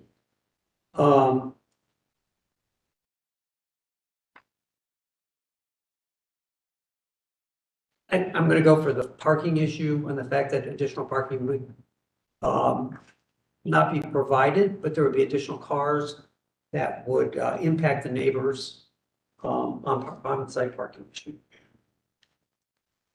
I'd also add that precedents of the commission in the past, interpretation of this has changed. But this was not an ADU before, now it is. Thank you for adding. Okay. All right, are we good? Yes. Okay. Thank you very much. Thank you. Good moment. Yeah. Moving forward to item number 5, GB-24-02-013, 771 South Sixth Street. Let the record show the applicant is still sworn in. Oh, This is a request for action for demolition and new construction. For a rear addition, to demolish an existing one-story second addition on the rear of the west elevation, and to construct a one-story addition to consist of a bedroom and screened-in porch. The new addition is to be approximately 24 feet by 28 feet. The foundation will be a split-face block with screened-in porch board to be concrete.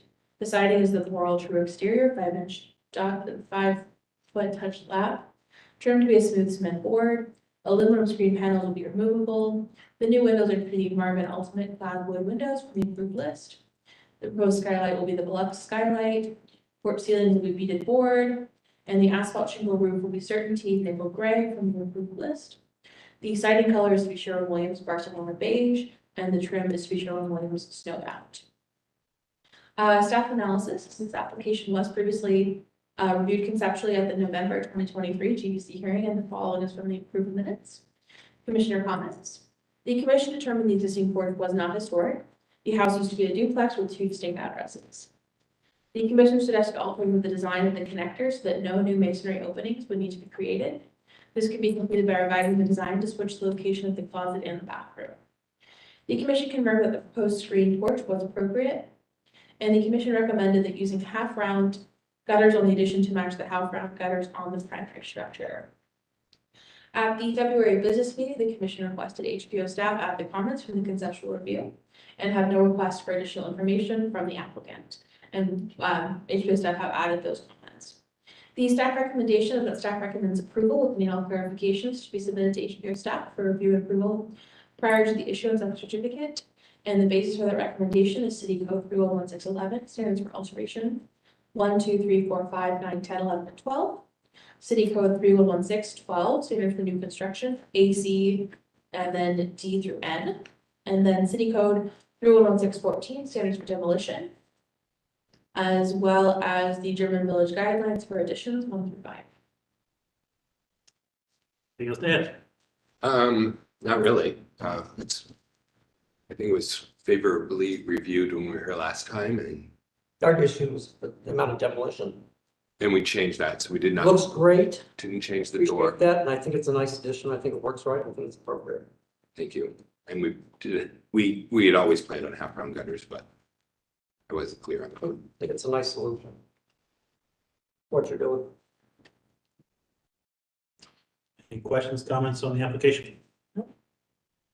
Mr. Chairman, item GV 2402-013-771 South Sixth Street, I move to approve as submitted. I will second. Questions on the motion? All those in favor? Aye. Yes? The motion passes. Great, thank you. Item 6, GB-24-02-014, 791 Mohawk Street.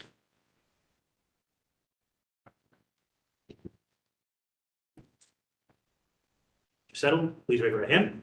You swear to tell the truth, the whole truth, nothing but the truth. Yes, I do. Your name is? David Comyar. Thank you. This application is a request for action for exterior building alteration for window and door replacement. To replace 5 windows. To replace the 2 front east elevation windows with color reserve 1/1 double windows and color bright white from the approved list. The windows are to match the existing size and configuration. To replace 2 currently boarded over windows in the north elevation with 1/1 double windows and bright white from the approved list. And to replace the front east elevation windows on the first floor. The current configuration is 2 1/1 double windows with a small mullion, to be replaced with 3 1/1 double windows with no mullions.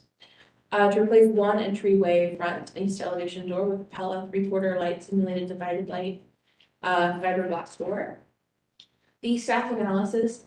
This application was placed on the agenda due to the changing configuration of the front elevation windows and the proposed replacement door being of fiberglass material. At the February business meeting, the commission requested staff to add an approximate construction date and any relevant historic photos of previously issued COAs and sandboard maps. The commission had no request for additional information for the applicant. Sandboard maps do indicate that the property included a historic front porch that was constructed sometime after 1891 and before 1921. The porch remains in the 1961 sandboard maps, but a 1980 COA approved the removal of that front porch and is a rear story and a half addition to allow for the construction of the new two-story addition, and also approved the one-car garage with the brick driveway. A later 1980 COA approved changes to design that occurred during construction, including the two double-hung front windows with a 2 to 4 inch mullion, and the width of the front door would be 36 inches. That does say feet in the staff report. I apologize, it was 36 inches. There are no other COAs related to windows or doors for this property. HBO staff is generally supportive of windows and doors being replaced in the property, as they are very clearly non-original windows. The 4 windows set to match the existing size and opening are appropriate. HBO staff is concerned over the change of the window configuration for the first 4 windows from 2 to 3, primarily due to the reduction of the width of the mullion between the windows that was part of the approval in 1980. HBO staff also have concerns over the proposed new primary entrance door. The proposed door is a 3/4 light fiberglass door, and 3/4 lights are not in the German Village guidelines for recommended entry door styles. That's figure 13 on page 60. The German Village guidelines recommend either 4 or 6-panel solid wood doors or half-light doors with single panes of glass windows. Fiberglass is also not a raw material typically approved in German Village for primary historic structure.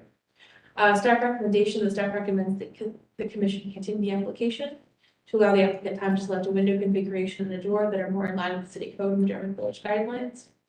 If the German Village Commission votes to approve the replacements, staff recommends that any modifications be submitted to HBO staff with the following conditions recommended, and that recommended condition is the applicant select a solid wooden door or a half-light door, and the applicant include a window configuration that allows for mullions or some sort of small division between the window configuration. The basis for the staff recommendation is City Code Rule 1611, standards for alteration 1 through 12, and the German Village guidelines for entrances and doors 2, as well as page 60 drawn 13. Anything else to add? I must apologize, in the COA, I wrote black exterior on the windows, but on the drawings that I submitted for the windows, it just says say white, so it is intended to be black exterior for the windows. I'm glad a clarification. You said the boarded up windows on the north side? Yes. I think it's actually south side. Oh. Okay. Okay. Just let that change in the, Yeah. the COA. Questions, comments from the commission? I can't see justification going from 2 to 3. Yeah, that's what I was trying to figure out.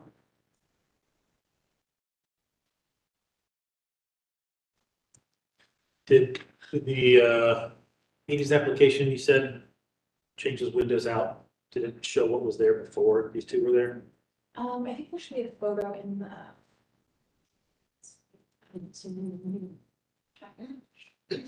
It's like at the bottom. Is it in the? This house is how Yeah, it's been not done well. chopped up, but yes.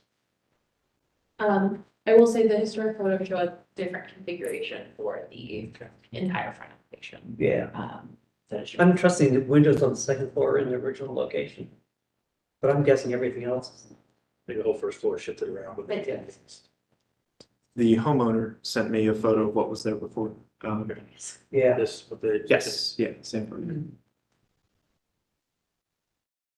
It looks like the The doors, yeah. door was shifted with the porch there, and the window was more of a large picture window as opposed to. Yeah. And large picture windows. We see those around the village, not necessarily this style. Three there, and eight, that never got done. So the, what happened in the 80s was the initial approval was for, the, drawing there. And then so the first photo is pre-construction, the second photo is after construction. And then the German Village Commission in 1980 re-reviewed the case post-construction due to the changes in the design. So it was intended to be 3 and built just 2. Yes, so the drawing there is what was approved by the commission in 1980. However, 1980 is before the approval of German village guidelines, so it's pre-guidelines. Yeah.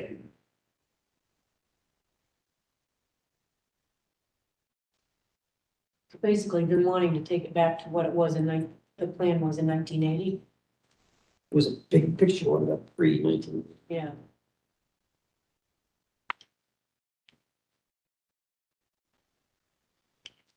I would say 1983 windows was not appropriate back then either.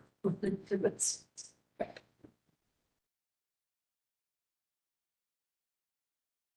Just because it was approved once doesn't mean we would approve it today.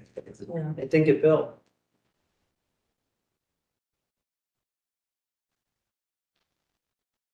I guess the question is 2 as shown better than 1 or better than 3 One would be better.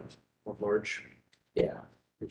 Going back to what it was originally at some point, but, Or 77 inches wide. That's big for us. Yeah. That's like, not the, my house on Fifth. I like what you're saying, the opening that's there now versus what yeah. Yeah. So one big one instead of 2. Well, restore back to the original size would be Right. appropriate, but we're not staying over. Right. And siding. Yeah. You'd have to fix the siding.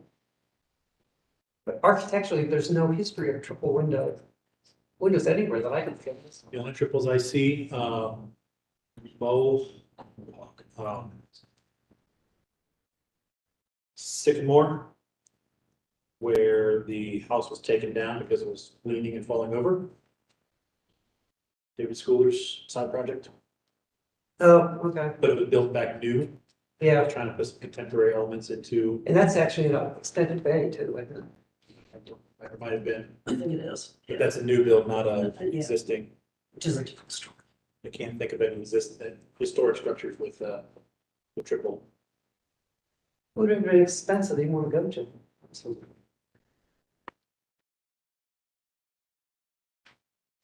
So that, triple dormer window. Verification. A restaurant. Is Triple dormer on the restaurant. Pizza, Pizza, fire escape, yeah, we'll just comment that later. yeah, Oh, today. That was a dormer that was put on. Yeah. I mean, I think the size of the opening is too large for 1. With the No, current, yeah. the current size of the opening. And I don't think it's I think that was appropriate. Can you go back to the picture showing what it looks like now? From this big screen? Oh, Yeah.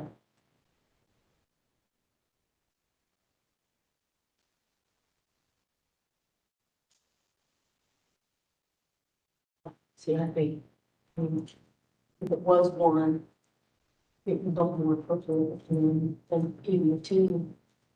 And just keep it the same size as what it is now, with 1 window.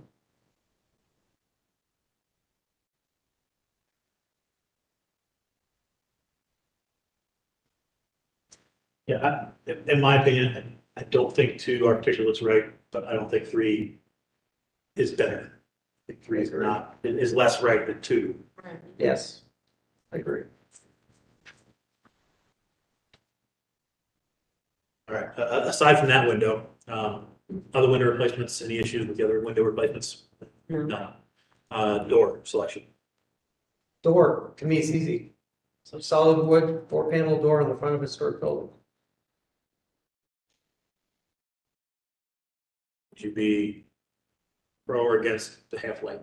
That's more Italianate. You find that on Italianate houses with porches.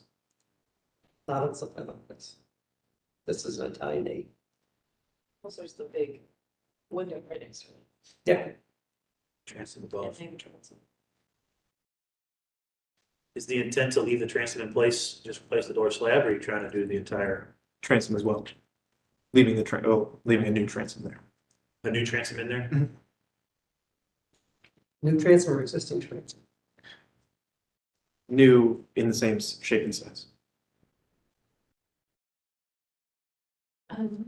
Executive staff will note that according to the cut sheet, the new transom window will have no, divisions, it'll just be one pane of glass, if that's still the case with the applicant. Whereas the one that was approved in 1980 had, I think, about 4 pane of glass, so One of the issues we've had with transoms, with new transoms in the past, has been, if you look at what's there, if that's original, probably not, but the size of the sash of the transom is more historically appropriate. What's proposed right now, super thin, not historically appropriate. If we were to approve a new transom, we'd want to keep those details more appropriate. I'm not sure if that's an option with what you guys can do. Yes. Is So matching the existing thickness of the sash. yeah, basically it matches kind of window details. Lines that kind of all jive architecturally.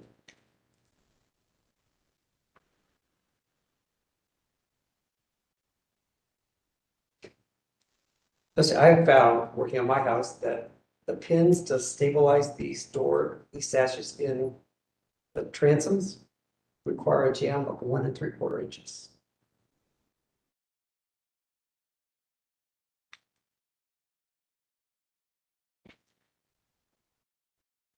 That is what the pin hardware is made for. And the older, It was then.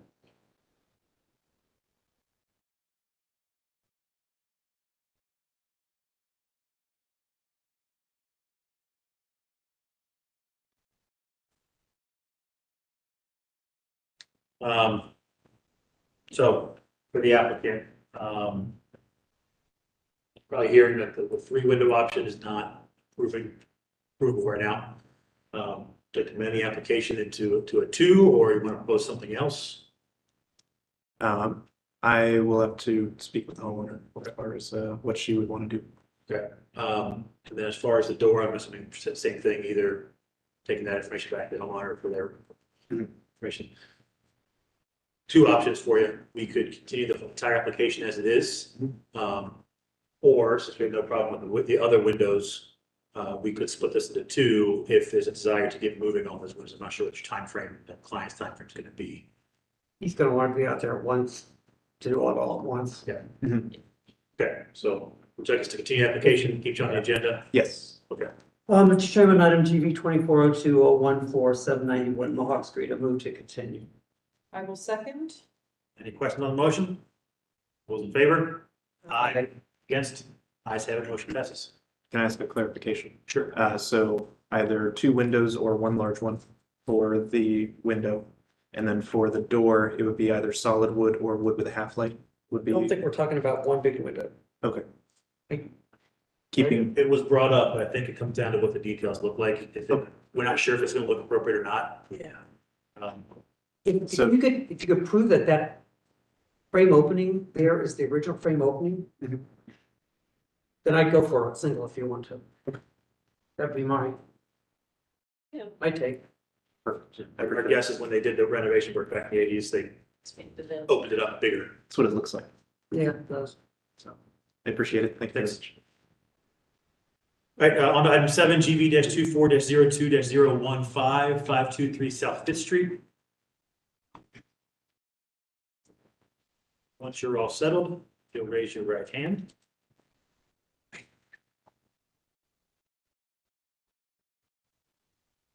Swear to tell the truth, the whole truth, none but the truth. Yes, And your name? Mike Chekhanoff, APCO Industries.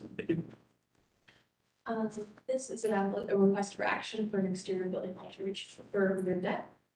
To remove the existing trellis and to construct a 144 square foot second floor deck towards the rear or west elevation. The existing black steel landing and stairs are to remain in place. The posts are to be wrapped in the Westbury fine textured black aluminum columns. The decking is using the composite TimberTech Legacy Series in the color Ashwood. TimberTech decking is made of a mix of recycled polymers and reclaimed wood fibers. And the railing is the Westbury aluminum C10 Tuscany fine textured black. The staff analysis of the February business meeting, the commission recommended the applicant prepare to discuss how the proposed deck meets city code and the Durham Village guidelines, and to discuss the material selection at the hearing. The commission also requested more information on the feasibility of the design's engineering, and HBO staff requested the applicant to submit material information as a PDF. The applicant provided material information and additional drawings. The applicant proposes to use the TimberTech Legacy Series in Ashwood, and the TimberTech decking is made of that recycled polymers and reclaimed wood fibers. HBO staff identified one previous approval in the last 3 years, 250 East Whittier Street, for a rear porch deck replacement with the TimberTech in the color silver maple. With their approval motion, the commission stated the composite material was approved because the commission had approved alternate decks in the rear of other buildings, and the existing deck was not contributing, as those two qualifiers for the approval of the TimberTech in the past. The stairs on the rear of the building this would be new construction. However, the proposed deck would intersect with the existing roof line of the existing addition and disrupt the view of the addition from Macon Alley. So this noting the structure is directly on Macon Alley.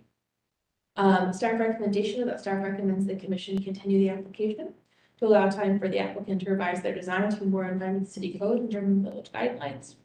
The basis for that recommendation is City Code 311-611, standard for alteration 1 through 12, and that is it. Anything else to add?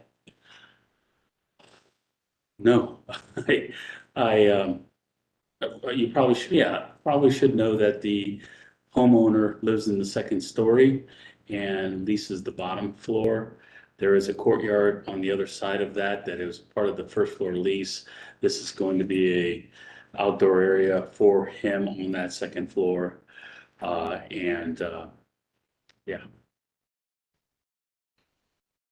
All right, questions, comments from the commission? Nicole, you referenced another deck. You said 250 East deck. 250 East Whittier. Whittier. Okay.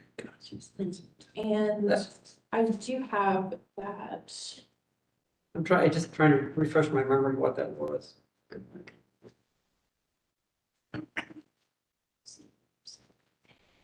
The conversation about the composite deck. Okay. So I do have the approval in here somewhere. Okay. Okay, gotcha, thank you. Because you And that was in the back, which is totally outside. only is this week. Yeah, so that, sorry. Again, Confirming, if that's the only composite deck. composite approved. That is the only composite decking from the last 3 years. I did not search beyond what we have on the digital files. That approval was GB-21-10-02. Just interested with our conversation earlier about the citing the smooth versus a wood look for the composite deck. I think the problem with composite decking is if you go smooth functionally, Yeah, you can't get traction. but there's still some options versus wood. Yeah, and one of the other things is. I couldn't hear you, I'm sorry. Talking about the finish of the composite decking, the wood look. I brought a sample. What's that sample? Sure. Yeah, I think the other consideration is the one that was approved was behind a fence. I didn't see it. Way in the Yeah. back. yeah, This one being up in the air. I didn't see it as well. or you just can see the other side of it, so. Bring them to you? Yes, you can. A little bit slow here, sorry. You're good. Who You wants can it? hand them to, you can hand the coaches there. Thank you. They're a little late.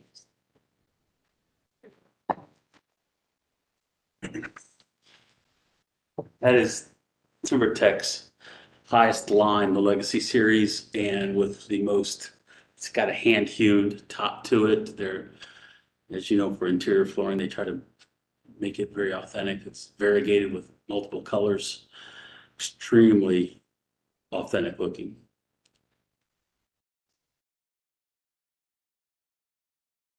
I got a couple questions, more technical.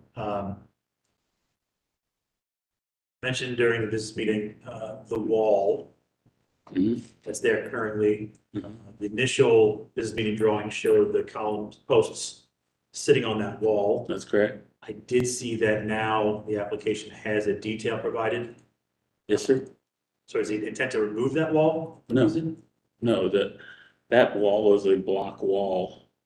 It's got stucco smeared on it in some way, but there's an area in front of that white van that you can see a whole block and a half of, you can see the mortar and like a basement block wall. And with the cap, and APCO has an engineering staff that, third party that could, will evaluate this if it's approved to make sure that wall is capable of carrying the load. We expect that it is, but I'm not an engineer, so we're going to make sure that it is. So structurally, we feel that it's not going to be an issue, but we will third party verify that. Page 17 of the application shows a footing post beam detail. You're going to need to show that to me. Yeah. What do you mean? 17 on the application. Page 17. There's at least one post on Yeah, that might be the one that's freestanding. 11. Yeah, Okay. that's freestanding. That drawing, I apologize, my staff should not have submitted that. That is a generic drawing we use when we get all building permits to show the footer depth and size. That should not have been included. I apologize. If we do get to approval on this application, and there's work to go in there, we find out that the wall doesn't have footing and it's not gonna meet code, Mhm. gotta come back to us. Doesn't matter where you're at construction. Oh, yeah. Well, we won't be able to get a permit from the city. It's been done before. Okay, well, we won't do that. Other questions I had, if you go to page shows it, page 2 of the application, zoom in on that board and batten siding above the trellis. There's a vent there. Is this decking going to be interfering with that vent? Is that vent allowed to be there for code? I was told that vent is not doing anything by the homeowner. It's just kind of there. And we talked with the homeowner of providing him access for it via removable floorboards and framing so that he could access it and clean it.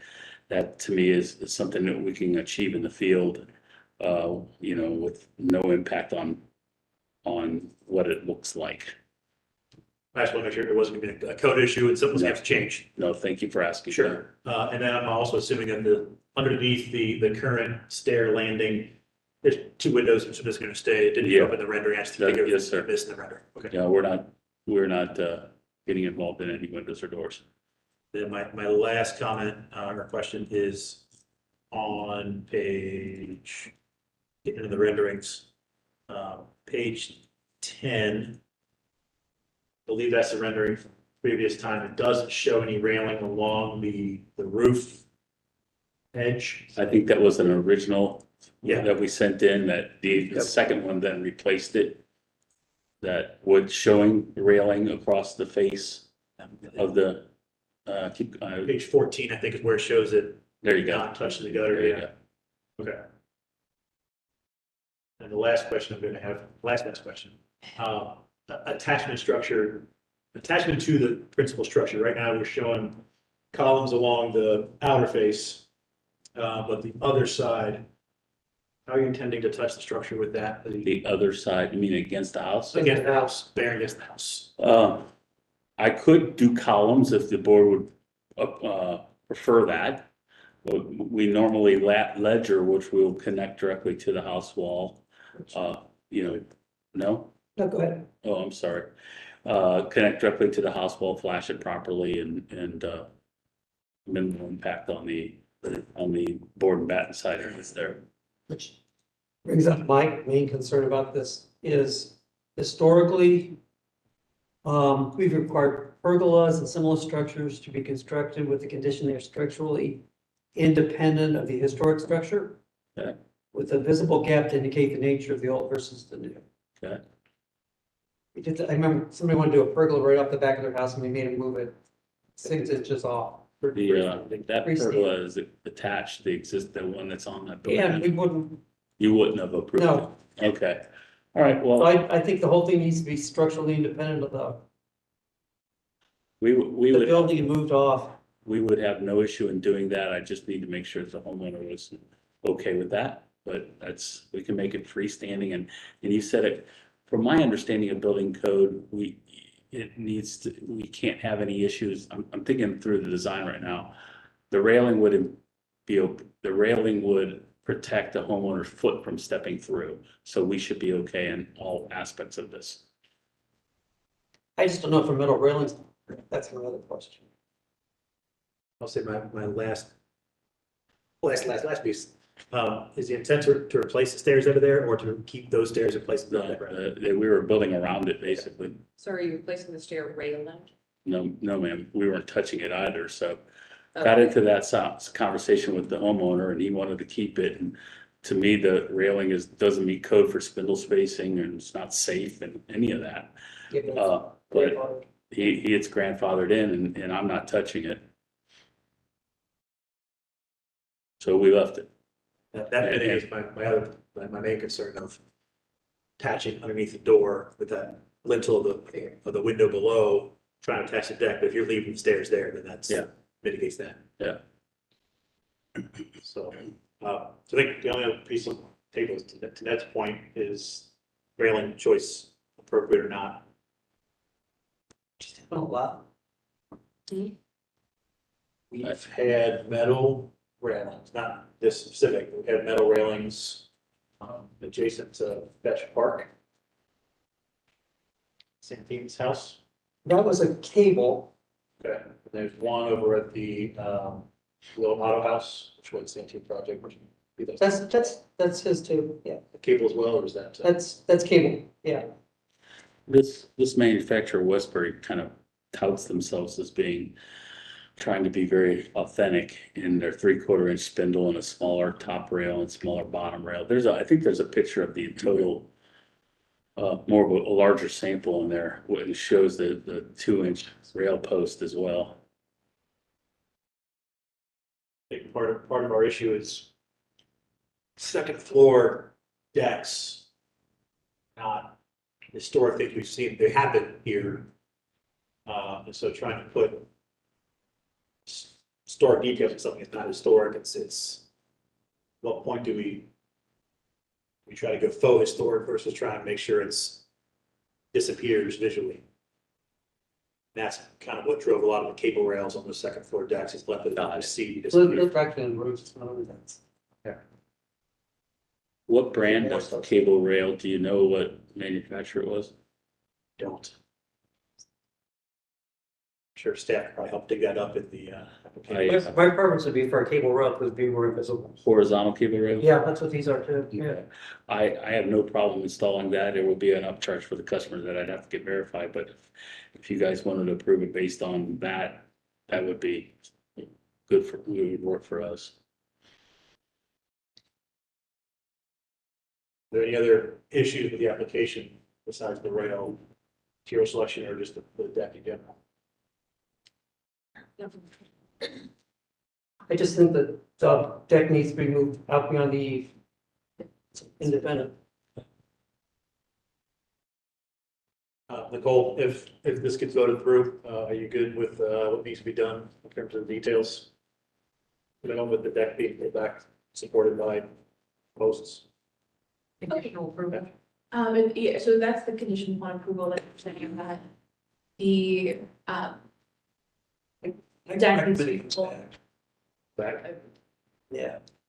I think you got at least two of us on the commission saying, I don't know about Robin. With some of the details as well as really, Yeah. I'd like to see it again. Would, the commission like to consider a subcommittee for that review if you're considering approval of the application? The subcommittee's never met for any of the other ones, so I say we make the issue come back to the meeting rather than just dribble out. Sure. So it sounds like there's agreement on the concepts. I think that the detail changes that we're talking about, the railing, showing the the deck not engaging the house. I think change of details, we're saying this needs to come back to the commission for final approval. So like come back to a meeting like this, it won't be just, okay, we've covered it and No, the commissioner would like you to see it again. So we can continue the application, keeps you on the agenda for the next meeting. which do you know that, I mean, It's gonna be March 6th. March 6th, 4 o'clock. okay, and is there a deadline for us getting more information to you? So if the application is continued tonight, the deadline is extended a week for continued application, so you'd have until next Thursday, so not tomorrow, but a week from tomorrow at 8 AM, I believe. So the 8th is tomorrow, so the 15th. By 8 AM, you said? Yes. Just one point, this is highly visible, that's why we're really going through I it. get it. I appreciate your guys' consideration. I want to make this as nice as we can for German Yep, Village. we'd like your owner to have a deck. Yeah, and he really wants a deck. Okay, any other questions? Mr. Chairman, on item GB 2402-015, 523 South Fifth Street, I move to continue. I will second. Any questions on the motion? All those in favor? Aye. Against? Ayes have it, motion passes. And may I just want to, in my left-handed man's head, I'm going to clarify this. Two things that I need to get done, and that is horizontal cable rail. And I need to reach out to you, your office, to see which ones that you work with, manufacturers. Is that correct? Yes, for the cable railing, we can provide that information. Thank you. And then secondly, to pull it off the building 6 foot, I'm 6 foot. 6 inches. Yeah, watch your first step. It's gotta be Clear the gutter, actually. The board back. And are you intending to attach it to the masonry structure? Well, not anymore. Yeah. So, Good answer. okay, so Nicole's And my email is just that gbc@columbus.gov. GBC. GBC, like German Village Commission.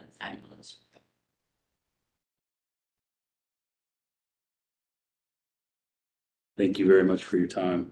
Am I done? Good. Thank you. Thank you for coming in. Oh, yeah. We'll reach out early next week with the commissioner feedback and a continued letter. Pretty good. Okay. You'll be able to say Austin still. I don't know if you remember Austin. Yeah. Okay. He's back. Yeah, thank you very much. You guys have a good one. Thanks. Thank you. All right, moving on to item number 8, GB-24-02-016, 690 City Park. Sure, all settled and he moves on. Right now. Sorry, give me a You're second. good. But you swear to tell the truth, the whole truth, and the truth. I do. And your name? Alan Paul. Oh, This is a request for action for an exterior building restoration for a rear porch repair and alteration.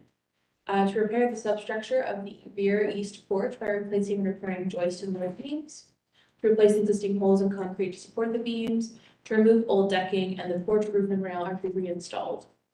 To replace the porch decking with a composite wood flooring. The flooring is to be the Acre by Modern Milling. Acre is comprised of repurposed rice hulls and PVC. To paint all porch elements with paint colors to be provided. The staff analysis, the applicant received a staff approval for wood repair and replacement of the front porch in October of 2023. At that time, it was just repair, replace, and paint. That was GB-23-12-011. At the February business meeting, the commission requested the applicant bring a sample of the Acre decking to the hearing and requested the applicant provide more documentation as to what's failing and need a replacement below the porch. The commission also asked the applicant to describe how the porch and railing can be removed for below grade work and reinstalled without changes to the materials and or appearance. HPO staff requested the applicant submit the final paint colors. In review with another application on the February agenda, the commission requested information on previous approvals for composite decking. HPO staff identified only one previous approval in the last 3 years for any composite decking, and that was the previously discussed Timber Tech at 250 East Whittier Street for a reader's porch deck in the color silver maple. And again, the conditions of that approval were that the commission had approved alternative decks on the rear of other buildings, and the existing deck was not contributing. The staff staff recommends the commission continue the application to allow time for the applicant to revise their design to more in line with city code and German village guidelines. The basis for that recommendation is city code 31611, standards for alteration, 1, 2, 3, 4, 5, 6, 10, 11, 12. And the German village guidelines for porches and stoops, 1, 3, 4, and then a bit. Anything else to add? The roof and railings will not be removed, they'll be braced in place. And the decking and everything will be as like for like as possible. I brought a sample of the what decking. Yeah, otherwise everything else has been previously approved and paint colors. And a point of clarification, I did say it was the front porch for the wood repair replacement of that staff approval, and it was for the rear porch as well as part of the approval. And this is the rear porch. This is the rear porch, and the staff approval was just for lifetime repair replace, so only replacing what's necessary to replace. They found that it's more expensive that they'd like to do. Yeah, the joists underneath, we're not sure if they're sinking or if there's some structural damage. We won't know until we go in and remove all the decking. So at that point, they asked us to come back in case we need to do like, new footers and everything else during the process. There will be, we strongly like to encourage the applicants is if you come across problems, definitely come back. Right. We had situations where they just keep on going, contract keeps on going, and it's not the right decision, and we end up having to tear stuff up and redo. We don't want that to happen. Right, and we're not sure the extent of the damage, so this was more precautionary to kind of get ahead of everything as best as good. Was HPO handling found conditions? Or are we still not? I'm sorry, you said on. Well, they start working and we find out that it's, hey, we found more than what we knew we had before because we've opened it up. There has been no procedure about how to remedy an application to quickly and economically get resolution. In the past few months, and I've only been at the city for just over a year, it's been the case where it's kind of on a case-by-case basis, depending on the type of repair and the proposal by the contractor applicant owner. So it's kind of just evaluated on a case-by-case basis. Does Jamie make that decision? Yes. Okay. I will say, I make very few decisions about consulting Well, Jamie. I just want to understand the methodology. I do have one question. Looking at the application, and the decking cut sheet provided is showing a square edge and two grooved edges. Is this the product that you're intending to use specifically, this profile? I believe so, yes. Okay.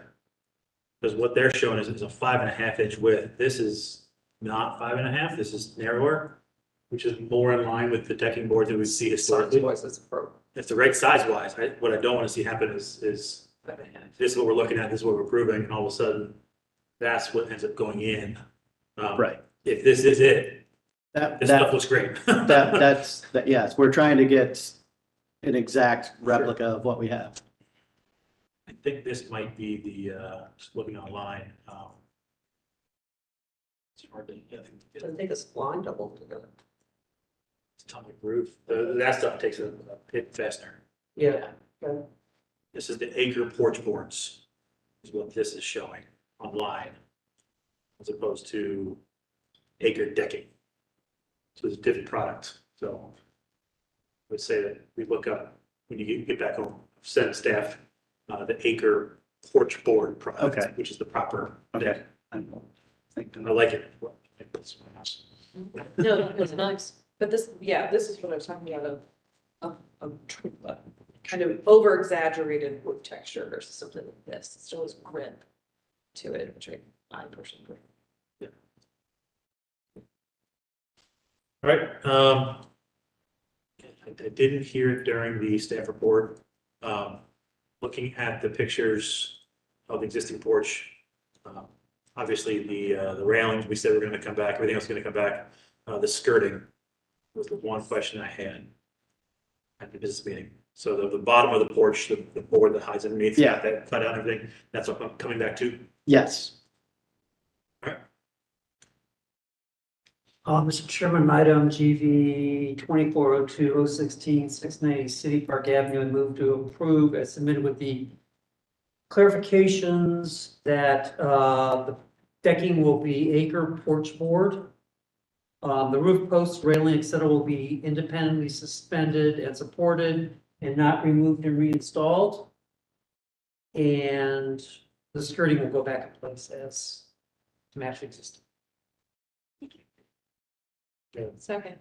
Yeah, second, make clarification, this is a rear porch. Yeah. For composite decking, I would make the request to the applicant if you're open to it.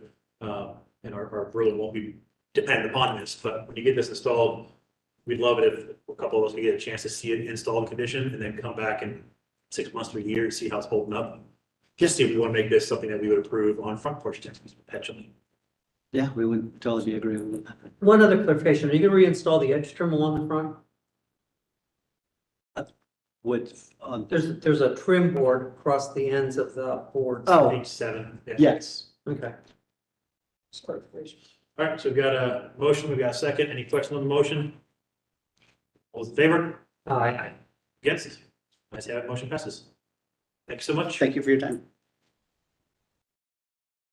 I need to recuse myself. We're at 9. I'm gonna need a quick 2-minute break and we'll get right back into it. You can take a seat up here if you'd like to get settled. I'm gonna drink a lot. Yes.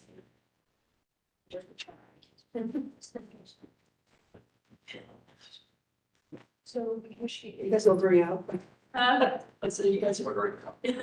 Yeah, got a good call in there, dinner. Expanding this, right?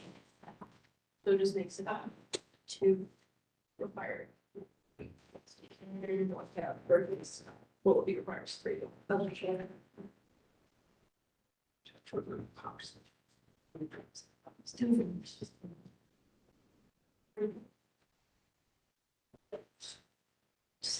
we are still, recording audio. Nice. I'm doing as well. I needed to.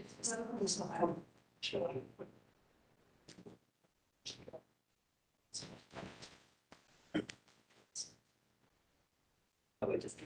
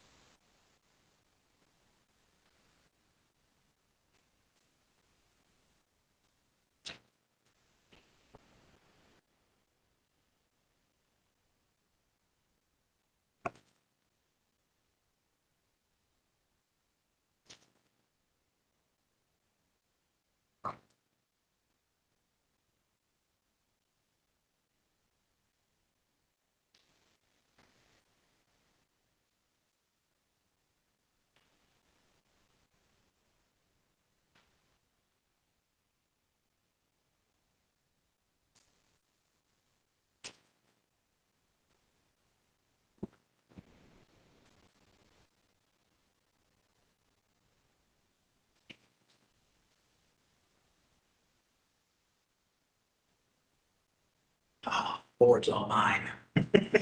Do you want all that responsibility? Yep.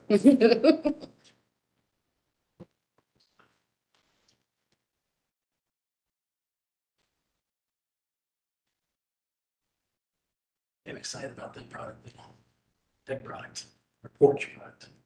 Well, it's, sustainable. Yeah. It's the right song.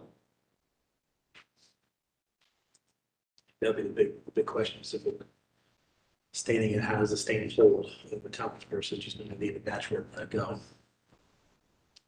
when it came in, we had to gather around and look up what a rice hull was. Anyhow, that's really what. So, I have money go get a sample of it, and go stain it, set it back, pull it out, back there for a while, just let's see what happens to it.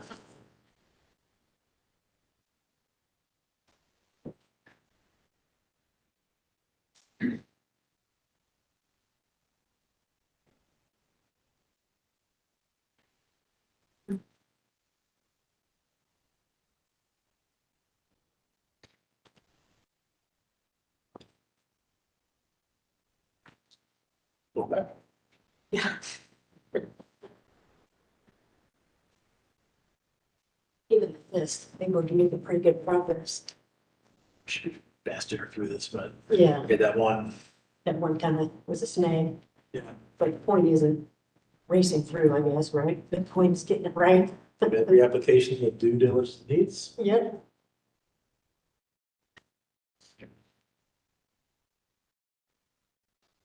Why someone who was like,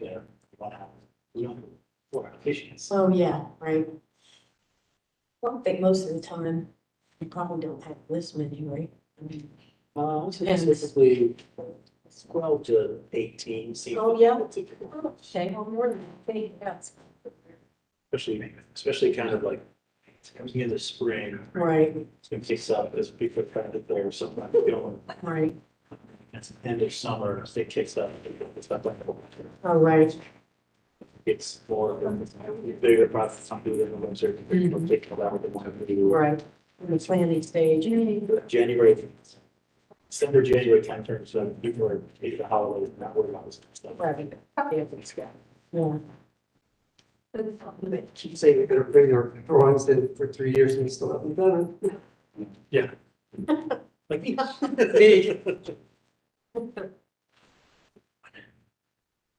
Commissioner, and, used from this next case. You're right, you're right. Right, we are back on the record. Call it back in. We are on GB-2402-017, 35 East Sycamore. Please raise your right hand. You swear to tell the truth, the whole truth, nothing but the truth, and your name. Casey Burns. Thank you very much. Nicole. This is a request for action for new construction. It's a new construction application for a revised garage design. It's a two-story garage was approved for this property in 2022 with GB-22-03-014, and the applicant has now revised the design. The application is now to construct a 1.5-story garage with a 23 feet 8 inch in height with an LP smart siding and smooth lap siding. The windows are to be the 1/1 double hung windows from the Gelbin sightline from the approved list. The man doors are to be the Pella Premium 4-panel wood entry doors. Garage doors will be 2 Wayne Dalton Classic 9100 doors in contemporary style. The shingles are to be Royal Sovereign and Nickel Gray, which is from the approved list. And the light fixtures would be the Capital Lighting Progress Lighting and Antique Bronze, measuring 4.81 inches wide by 11.31 inches high, and there are a total of 7 light fixtures proposed for the garage. The garage height is similar to other structures on the alley, but is taller than some of the existing alley-facing houses. Staff analysis: a two-story carriage house was approved for this address in March of 2022. The carriage house was approved to be a height of 27 feet 6 inches. The COA expired and the applicant applied for renewal in late 2023 with design changes. And those design changes, HBO staff determined they required review by the commission. The application was placed on the November 2023 agenda and then withdrawn by the applicant prior to that hearing. The applicant resubmitted for the February 24 this hearing. At the February business meeting, the commission requested the applicant confirm the design intent was to have no overhangs from the eave and requested the applicant review the proposed gaps in the windows and doors between the first and second floors. HBO staff note the application proposes to use the LP Smart Siding and the Smooth Lap Siding. And the LP Smart Siding is currently an approved test case with 3 test cases, with smooth lap siding currently active. While the commission has limited test cases to 3 test cases in the past, these restrictions are not codified within city code or guidelines, and HBO staff does recommend the commission approve the material. The recommendation was made in consultation with the historic preservation officer. The staff recommendation, the staff recommends approval. with any and all clarifications to be submitted to HBO staff for review and approval prior to the issuance of the certificate. The basis for that recommendation is City Code 31612, standards for new construction, A, C, D, E, F, G, H, I, J, K, M, and N, and the German Village Guidelines for new construction for garages and outbuildings, 1 through 15. Anything else to add? I did review the soffit design and added in soffits to that. I have physical copies. I didn't get any revisions submitted digitally. I think it was a holdover from the previous design, so that was mistakenly left out. So we do have soffits, and then I took a look at the window height as well, and so that sill height now matches the soffit height, which may have cleared up. I think I dropped it 6 inches, and it tidied everything up and tied it together. So I do have physical copies of the elevations if you wanted to see the revised set. I don't know what the protocol is for. I was like, I didn't get it in digitally, but figured it might be.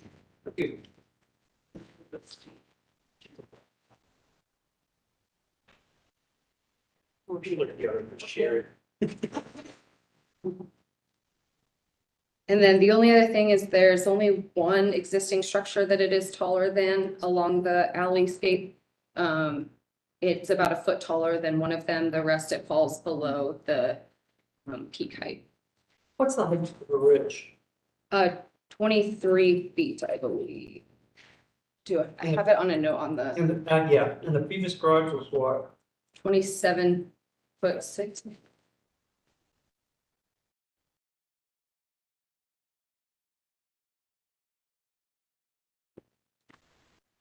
And your eaves stick out how much? 8 inches.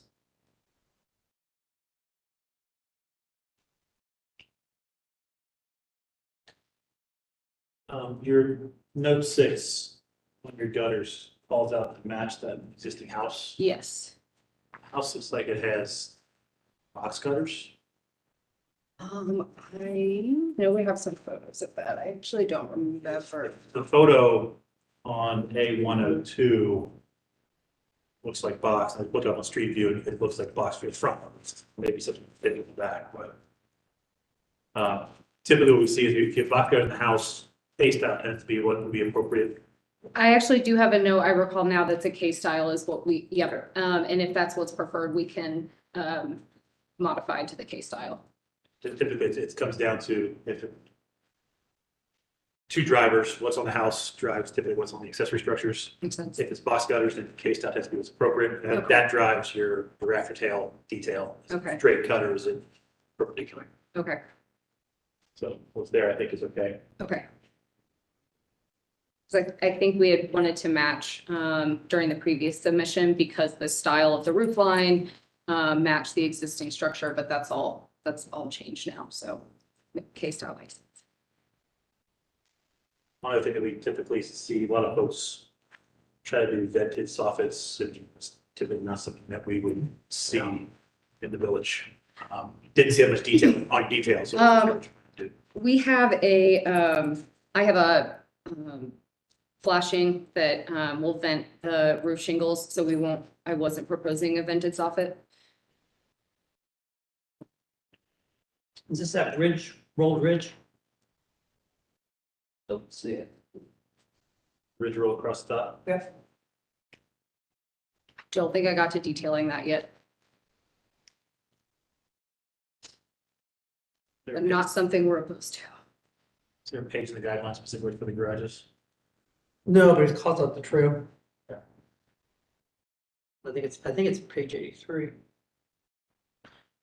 The ridge roll is a requirement of the approach shingles. Cool. All right, any other questions or comments about the application? Does the commission have any comments on the number or placement of the fixtures? Typically we do one over each garage door, and then one over or adjacent to the main door, which looks like for your elevations, you have a whole bunch. We have one over the man door, one over each garage door, and then 3 along the walkway, since it's a tight space between an existing fence. And those are set to be, we have some that are set dawn to dusk, and then, I believe we've got, the ones on the side are, I don't have my elevation notes in front of me.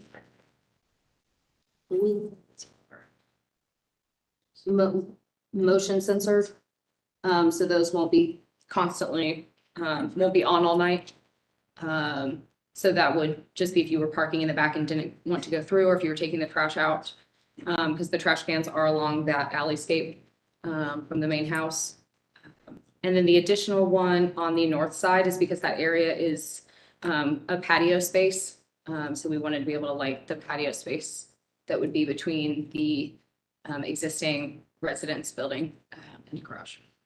I know in the past we've been hesitant to put light fixtures on structures, but that was always on principal storage structure. We have an issue on garages.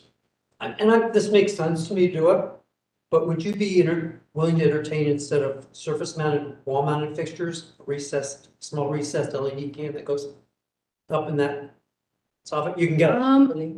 Yeah, I can ask. I don't know that we would be opposed to, I'd have to ask my owner. They're not expensive. Yeah, that's, They don't even take a box, you cut a hole in and they spring into the okay. little, wonder how I know that. Wonder how. But otherwise, I get the light. Okay. But I would do a recessed can. Okay. And is that just for those three, along the down the walk side, that you'd yeah. be, okay. And is the specific, I know, the last time we submitted this, I didn't have to submit a specific light fixture, so, I've submitted the one that, my owner has on the, main residence, but we don't know whether or not we can get that exact light fixture. Is that a stipulation of approval for this? I think we just have the final fixture selection submitted to staff. Okay, so if we do end up like diverting from what I submitted, I can submit what we do select to you. Yes, light Okay. fixtures are, as long as they meet the guideline requirements for staff approval. Okay, And the guideline requirements just include the size of the fixture not being over a certain size. okay, I was gonna ask, since you read off the size of the picture, that was one of the main considerations, so, okay. I'll say the only other piece of information I would have on this application is when, if it gets approved, details on all the trim boards and everything, staff sizes and everything. It looks a little light on your gable end trim board. Okay, yep, So Your rake board, look at it. yeah, okay. architect terms. I just built it. And you do a nice job. Thanks. The siding, LP Smart side. We kind of made a stance on the last application. Were you here for the application earlier today? I got here for number 7, so I don't think so. So at issue is we have 3 active LP Smart side test cases. Okay, I thought there were only 2. Yeah, and so you're number 4 in line. We're hoping to get some clarification from those other test cases. One's been installed, 2 have yet to be determined if they're continuing the application, if they're gonna actually install it or not, and if they're not, that would open up the 3rd slot. Test cases typically go, we install it, come back and we look at it 6 months, a year later to see how it's holding up, because it's not something we've approved wide scale in the village. We're trying to find alternative materials to just straight wood siding. Yeah. Oral, now, just looked up before, That's not. the product line now. Oh, yeah. True exterior. True exterior. Yeah. That's what we submitted last time. We only submitted the LP siding because it fit within the budget. One that's been this entire revision was Yeah.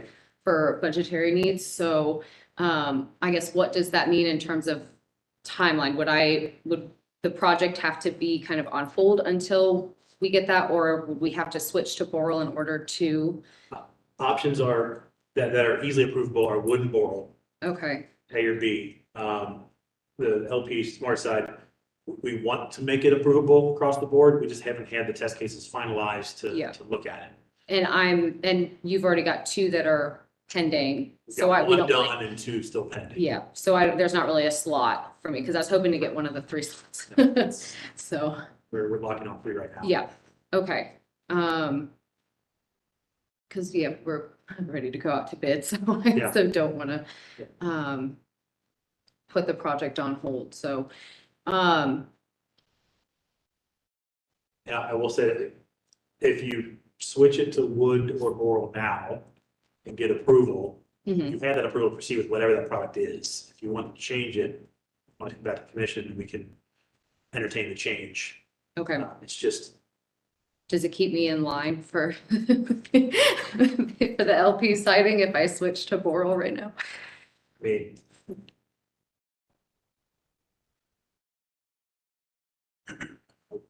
a big waiting list for test cases, Yeah, I was thinking, precedence for that. yeah, So it's kind of where we're at, okay. unless the other two have another stance. It's no, so 2 out of 3. Yep.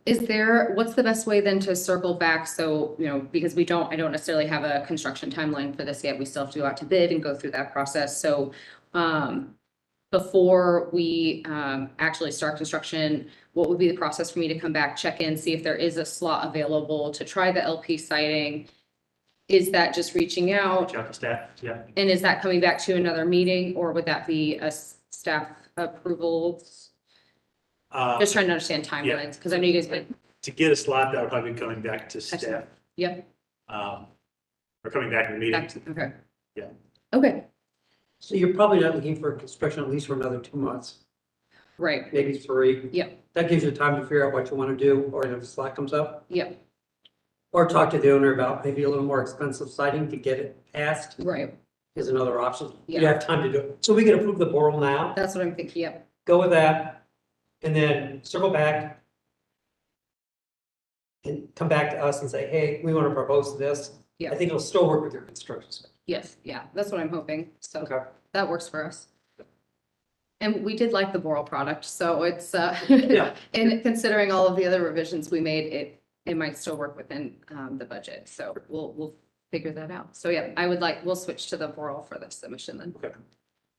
Fingers crossed we can get that smart side approved and good to go. Yeah, Fingers crossed it works. Yeah. I was gonna say. All right, any other concerns or questions about the application?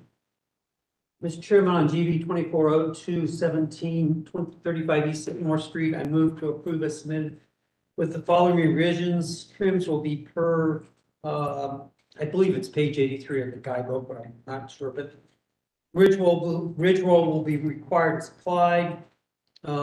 Recessed LED light fixtures are down the side, service mounted light fixtures approved by staff.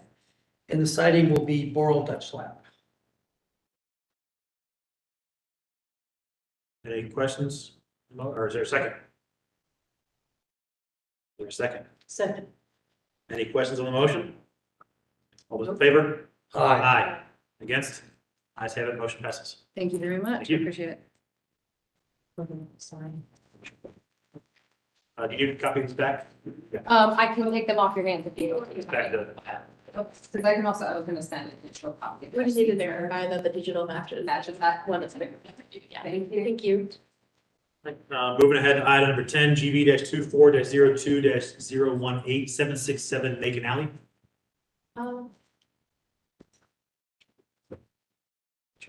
Sorry, just wait, Commissioner Schultz. Oh, yeah. Yeah.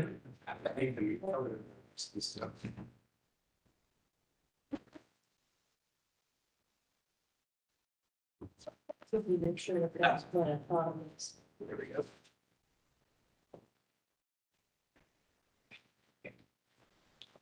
While Commissioner Schultz comes back, if you both raise your right hands. Swear to tell the truth, whole truth, nothing but the truth. I do. Your name? Nathan Sampson, Thank you. Clinton Beardsley. Very much. All you. This is a request for action for a landscaping application for the front yard. To relocate the existing AC condenser unit to the front yard within the front bed. In front of the approved connector. To install a lattice fence to screen the condenser unit using cedar lumber. The height of the fence is to be 4 feet, 1 3/4 inches. The post will be 4 inches by 4 inches, cedar top and pyramid post caps. And the fence is repainted Benjamin Moore Classic 1660 Stormy Sky with a black finish. The landscaping application is also to plant the new evergreen plantings per the submitted site plan. Staff analysis of the February business meeting, the commission requested the applicant provide explanation of why they would like to relocate the why they would like the AC condenser placed in their front yard. And the commission noted they do not typically approve AC condensers in the front yard, even alley facing. The size of the specific site does not seem to warrant the condenser's proposed location in the front yard. The applicant provided additional rendering showing the proposed screening plan and additional planting information. The staff recommendation that staff recommends the commission continue the application to allow time for the applicant to revise their design. The basis for that recommendation is 311613 standards for site improvements A and B. Anything else to add? I think that you showed it in your, we submitted that supplemental information so that screening fence got shorter Okay. as well, which we saw in the series. I think tonight we're here, one is just, partially a landscape review. There's also a set of cast concrete steps that run off the back of that porch that in any case, we'd like to take that out and make that planting bed. There's a picture of it in the supplemental section in the application. And to be honest, I think Nicole was helpful. We talked last week, our initial proposal to put the condenser in its location stemmed from conversations with zoning staff because we run into this problem location issue in the past and found solutions, not dissimilar from this, but Nicole pointed me towards the site improvement guidelines or jurisdiction that the commission has on this. So, it is set back, I think, I'm gonna call it 13 feet from the closest portion of the road that you can walk down without being in the yard. The planting bed itself, you can see from some of the photos, there's a slope to that side yard, which is about 18 inches drop to the street from where the planting starts, the back of the porch. I think the landscape plan is designed with the fence screening, but also with the plantings there as well to add additional screening, and the removal of those rear cast steps allows for more planted area to conceal visually the location of the HVAC condenser. So I can help with any HVAC condenser step questions that you guys have. We have the landscape architect here as well to answer anything about the landscape plan. Questions, comments from the commission? Commission doesn't approve compressors in front yards. Landscaping and fences go away over time, compressor locations stay forever. So this actually just popped up to me, and I even looked at this application, just out walking the dog the other day, and it came across two scenarios. One was over at 335 East Beck. A new condenser popped up that is in landscaping. And I actually reached out to Steph, like, how did this happen? And there was a condenser there from 2005 on, short little stubby guy, blocked by a bunch of boxwoods. New condenser went in, it's twice the size. Yeah. But there was one there historically, the connection's there, it's just grandfathered in. The other one I saw was over 151 Jackson, out front, landscaped in, got a screening fence around it. No other yard, it's all front yard in that property. So those were kind of outliers. They're there because they needed to be. Setting a precedent for putting things into essentially a front yard on property is. And it can go anywhere. Yeah, I think how we got there in some ways is with the alley frontage, there's not, from a zoning standpoint, a front yard or front yard setback. And the language from the building code or zoning code says it can't be in the front yard setback. And so we have found spots in side yards before that were acceptable. So, that we were headed that way when we did the first application, I think. And then, realizing the jurisdiction in place here, thinking about where it was and if there are measures that we can take to get comfortable with that spot. There's no limitation of where that compressor can go, other than money. And the other concern I have is seeing the winds of change on HVAC systems. Mhm. Moving away from these kind of coils onto heat pump kind of stuff. Mhm. The size of the heat pumps, or the exterior piece that you need now, they're stacking them double high. Yeah. Everything's getting taller. So once we lock in place, this is a location for a compressor, Mhm. anything can go there. Yeah, it's that connector that got in our way. So, Yeah, I totally understand that. And I think, if, and we haven't talked too much in the past about this when I've had a case, but I think the picture is becoming clear. Durham Village's approach. Okay. Any landscape questions? landscape looks, Short-term fix, that's. No disrespect to landscape architects, I love you guys. Yeah, it's gonna look nice out there, Yeah, for sure. What about the removal of the cast rear, the steps off the rear of that porch? Would that be fine no to problem with that. remove? are not historic. Still, I don't know what the function. Yeah. And the other ones are staying in place. Yep, Is that door? yep. they were the white Columbus limestone, whole different story. Yeah. But this is just a precast step.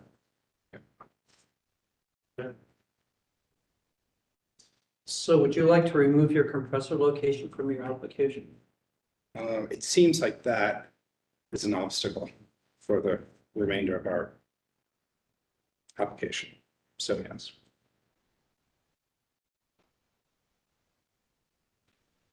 Mr. Chairman, on GB 2402-018767 Macon Alley, I move to approve as submitted with the exception of the compressor location not in consideration anymore.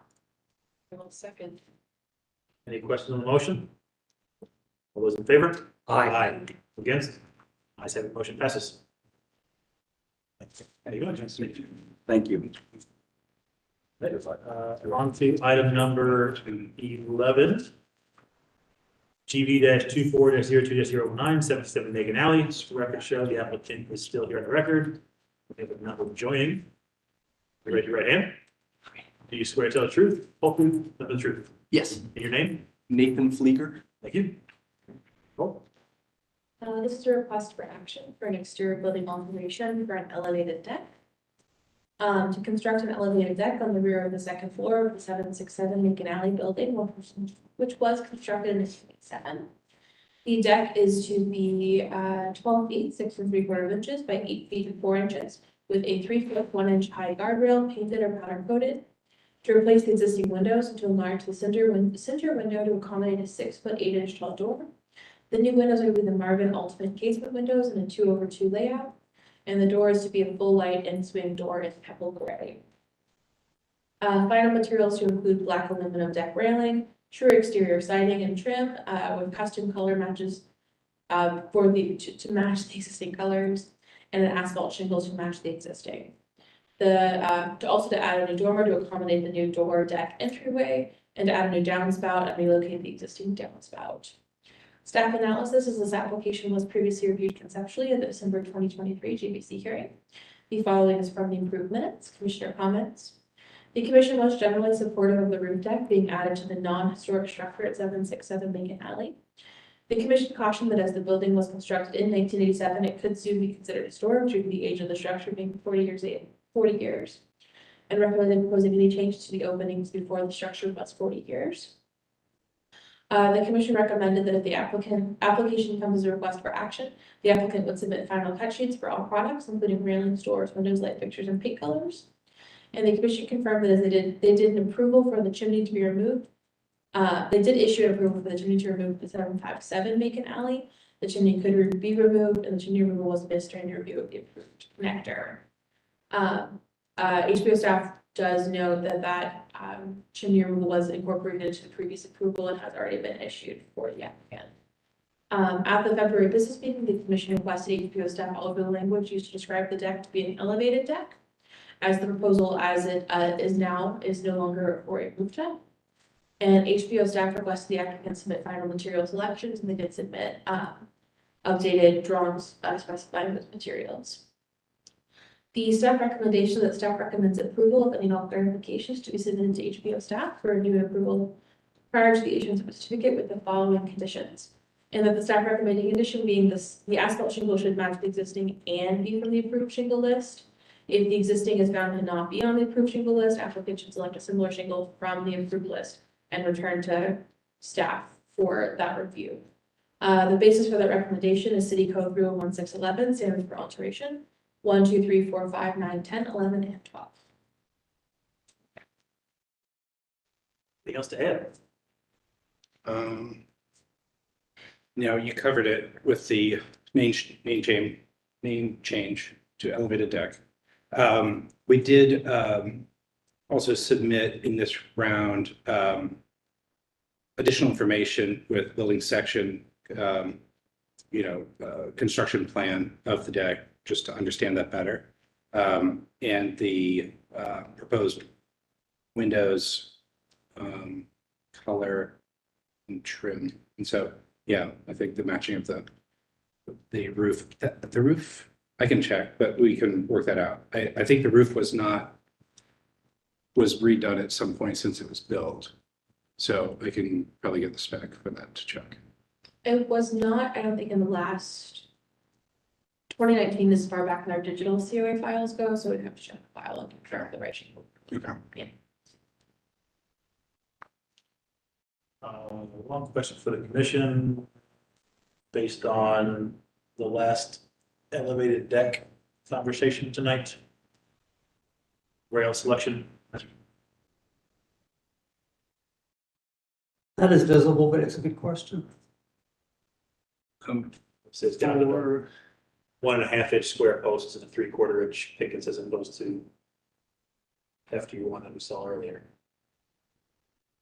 And one thought on that too, just being at the interior of the parcel, off of the alley, I think we would want to discuss having them be vertical, just because, it's a younger couple, they're going to have a child.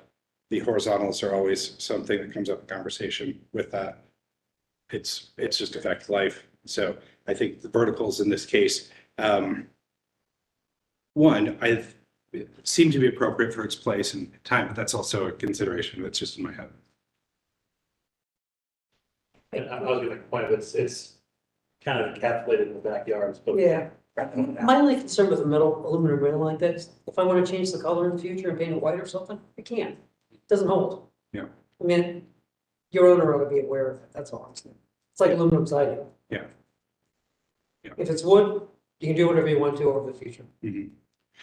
It's also beefier. Yeah. More massive. Part of it, I think, was getting us as narrow as we could, or propose a narrow solution.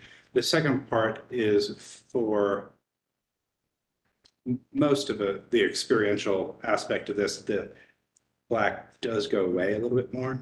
Yeah. So that was our intent. I got one question I found curious is why you wrapped the corner of the brick with the porch? Why didn't you pull it in from the corner? It's a couple inches, but to me, it makes architectural sense to pull it away from that corner or not. I think that in that That gets messy. Yeah, we're working to keep, I think the railing stops at the corner itself. But then the roof line of a fascia board does turn back into. So just the column goes around. Yeah. Which to me just doesn't make sense. Yeah. A pilaster and pulling it in would be better. Be cleaner and neater and easier to build and. Yeah, I think if we look at the back elevation. Signature on the garage door. Yeah, I get that. You pull the other column in too, if that's what you want. Yeah. I think You're not I losing think that when we much. were, It's just, it's so odd. when we were laying, that out, it was, I mean, I think we were thinking about it, just guided by the symmetry on that door, but I take your point about that. In there, if we pulled in that pilaster, but kept the roof line sort of where it is. That would be very traditional to do it. I agree. And I would probably say even the fascia board ought to get pulled in a little bit, get it off the corner. Mhm. I'm just thinking long-term. Yeah. That wood wrapping that thing and water getting behind it. Constructability wise, it's sorry, it would be better if you pulled it in.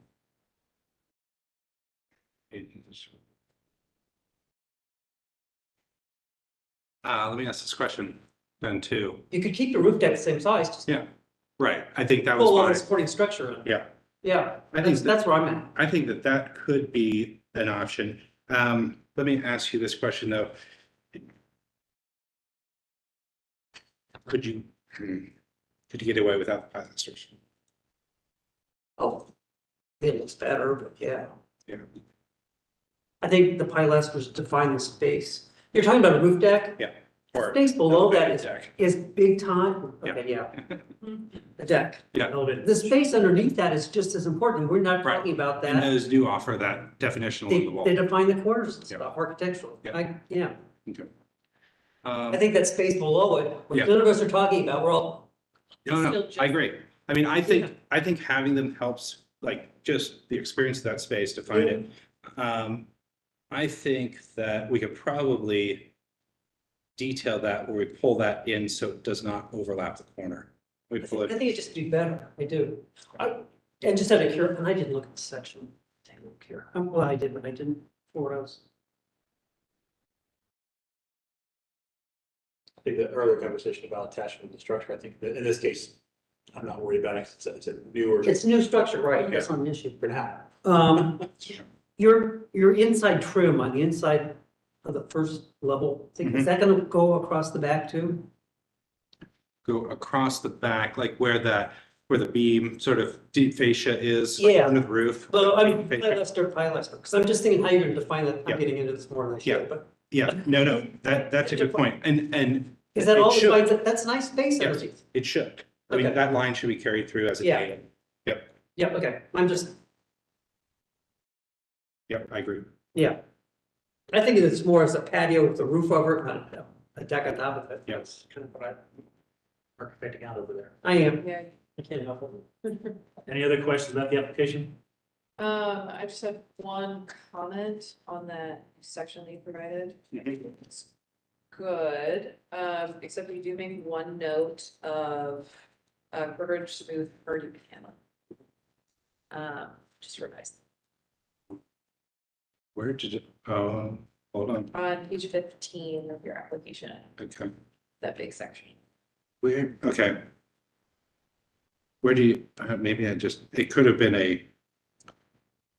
like, is it out on the perimeter? So it's the railing, go 1, 2, 3, 4 call outs up from the top of the railing, Yeah. quarter inch smooth hardy panel. I think is that a sheet good that we're looking at panel wise as opposed to strip siding style? But you called it out as true exterior. That's up there. Materials panel. Okay, Yeah. I gotcha. Just, Yep, that. just Yeah, from reconciling that. Yeah, I mean, the issue in the past has been with the hardy has been the siding, just because it does have the intrinsic strength and can sag. The panel is used a lot, especially as a backup for board and batten as a material, because it has the strength intrinsically in it, so it doesn't present itself like the hardy siding does. And so. We have approved the sheet good before. Yeah. Oh, okay. Yeah. Especially more flat conditions, just the strip siding. It was not. Fan of it. The one house we've got the panels on, it is all, the edges are all letting go. Yeah. What else is that? You know whose house it is? It's an architect's house. Oh. Don't rip on architects. I mean, we can get this out of one panel. So it's not like the joint. Yeah, okay, I mean, if it hasn't got joining in it. Yeah. That's the issue. Yeah. Yeah, it was just small. You know- So then where is the true exterior siding? Is that on the connector piece? The true exterior on the connector, yes, I think so, Okay, from the previous application. yeah, the true Yeah. exterior trim and Yeah. then the boral. Yeah. Trim bars, okay, That's correct. just wanted to check. So then in front.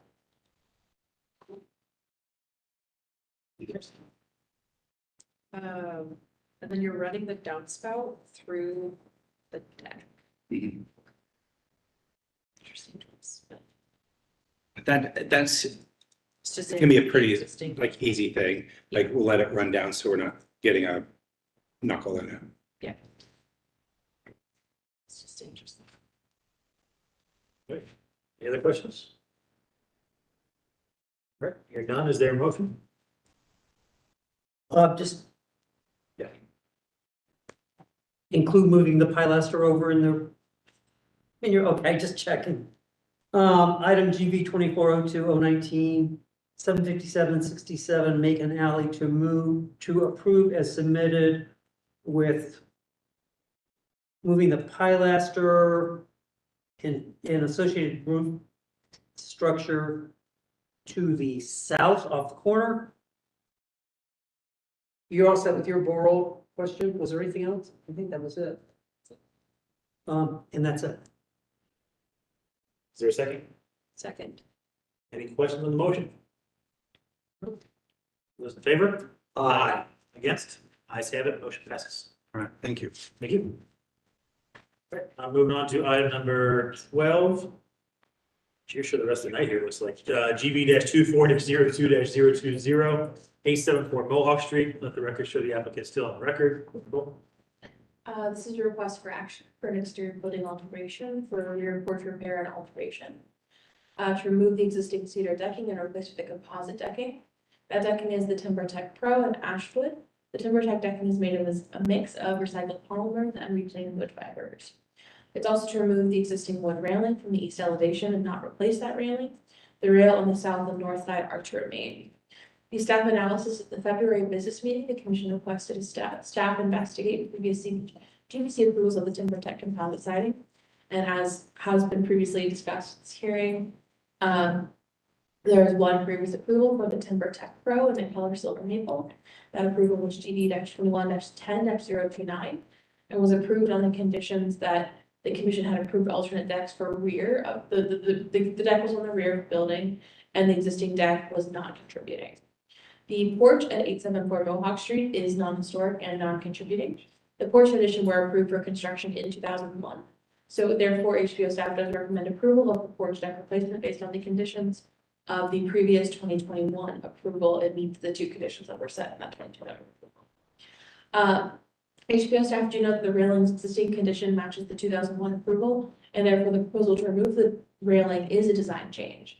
And per city code, approval 1612 stands for alteration 9. Contemporary design for alteration shall not be discouraged only if the design is compatible with the size, scale, color, material, and character of the property, its environment, and surrounding contributing properties. While the porch is not contributing, the commission should determine if removing the porch railing is compatible with the structure and overall character of the property. Because of that need for that determination by the commission, the staff recommendation is the commission continue the application. But the HBO staff also know that it is within coding guidelines for the commission to determine that it is appropriate. It's up to the commission in that respect.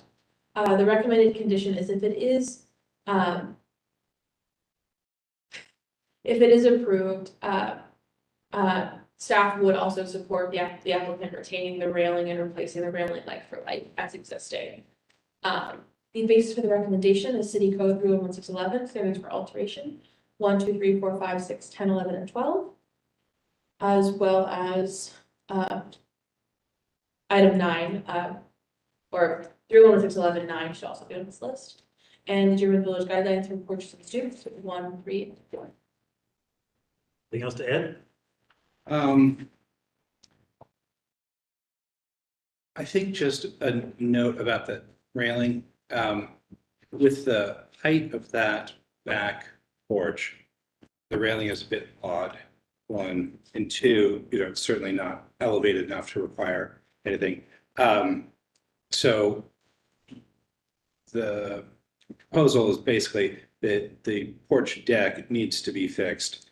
While this is happening, it's an opportunity to give that porch a little bit, not as constricted for the client, and just a little bit more open. There's planting beds adjacent in the summer. And since it's not an original deck, we would propose that change to it. Questions, comments from the commission?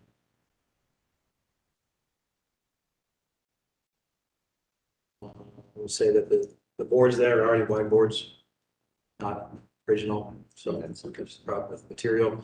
Plus, it's a back deck, so we fenced it.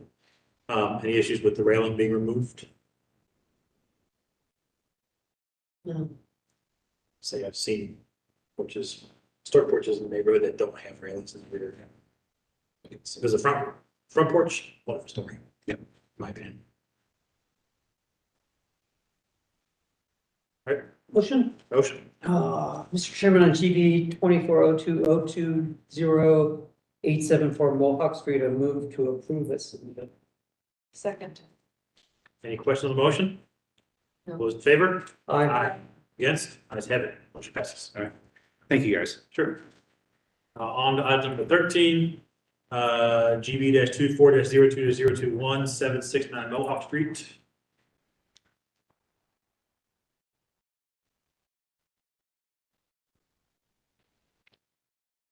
Should both settle. Raise your right hands.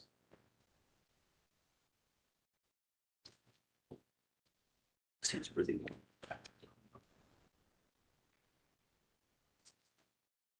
You swear to tell the truth, the whole truth, nothing but the truth. Yes, Okay. Talia Friedman. Dan Morgan. This is a request for action for a variance recommendation. The variance recommendation is for 3332.21F, building setback east, to allow for a front yard setback of 0.3 feet where 10 feet is required. 3332.26 minimum side yard south, to allow for a side yard setback of 0.1 feet where 3 feet is required. And 3332.26 minimum side yard north, to allow for a side yard setback of 1.2 feet where 3 feet is required. And 3332.25 combined side yard, to allow for a combined side yard of 1.3 feet, 4% where 6.3 feet where 20% of the lot width is typically required. Staff analysis is at the February business meeting. The commission confirmed with the applicant that all of the variances are for existing conditions and that the proposed connector addition did not create the need for any additional variances. The staff recommendation, the staff recommends the commission recommend the variances as submitted. The basis for that recommendation is from the German Village Guidelines for zoning variances. Staff do note that we've provided it's a speaker slip basically for this application in regards to public feedback that was sent to the commission. Let the applicant add their comments, and we'll read this piece, and we'll get back to it. Okay, great. This is a two-part, as you know, these projects have two parts in them. This initial part is basically to rectify or codify the existing non-conforming issues that we have on this property. We know we have hopefully a final conceptual discussion on this project later. But at this point, we'd like to keep the movement, the progress going with the city of Columbus so we can get in queue to get our variances approved so we can move forward with permitting eventually this spring. Okay. And I will read this letter into the record. This is from Jennifer Howell. Hello, I'm unable to attend the February 7th meeting where item 13 and 14 will be presented. Regarding 769 Mohawk, I reside 1.2 feet north of the property at 767 Mohawk, and I oppose allowing a variance so that the addition to 769 is less than 3 feet from my house. Though I've been assured by the architect involved that the addition covering the entire backyard of 769 will be 3 feet from my house. Per the commissioner's minutes from the December meeting, this may not be the case. I also oppose the variance allowing the entire lot to be covered by the addition.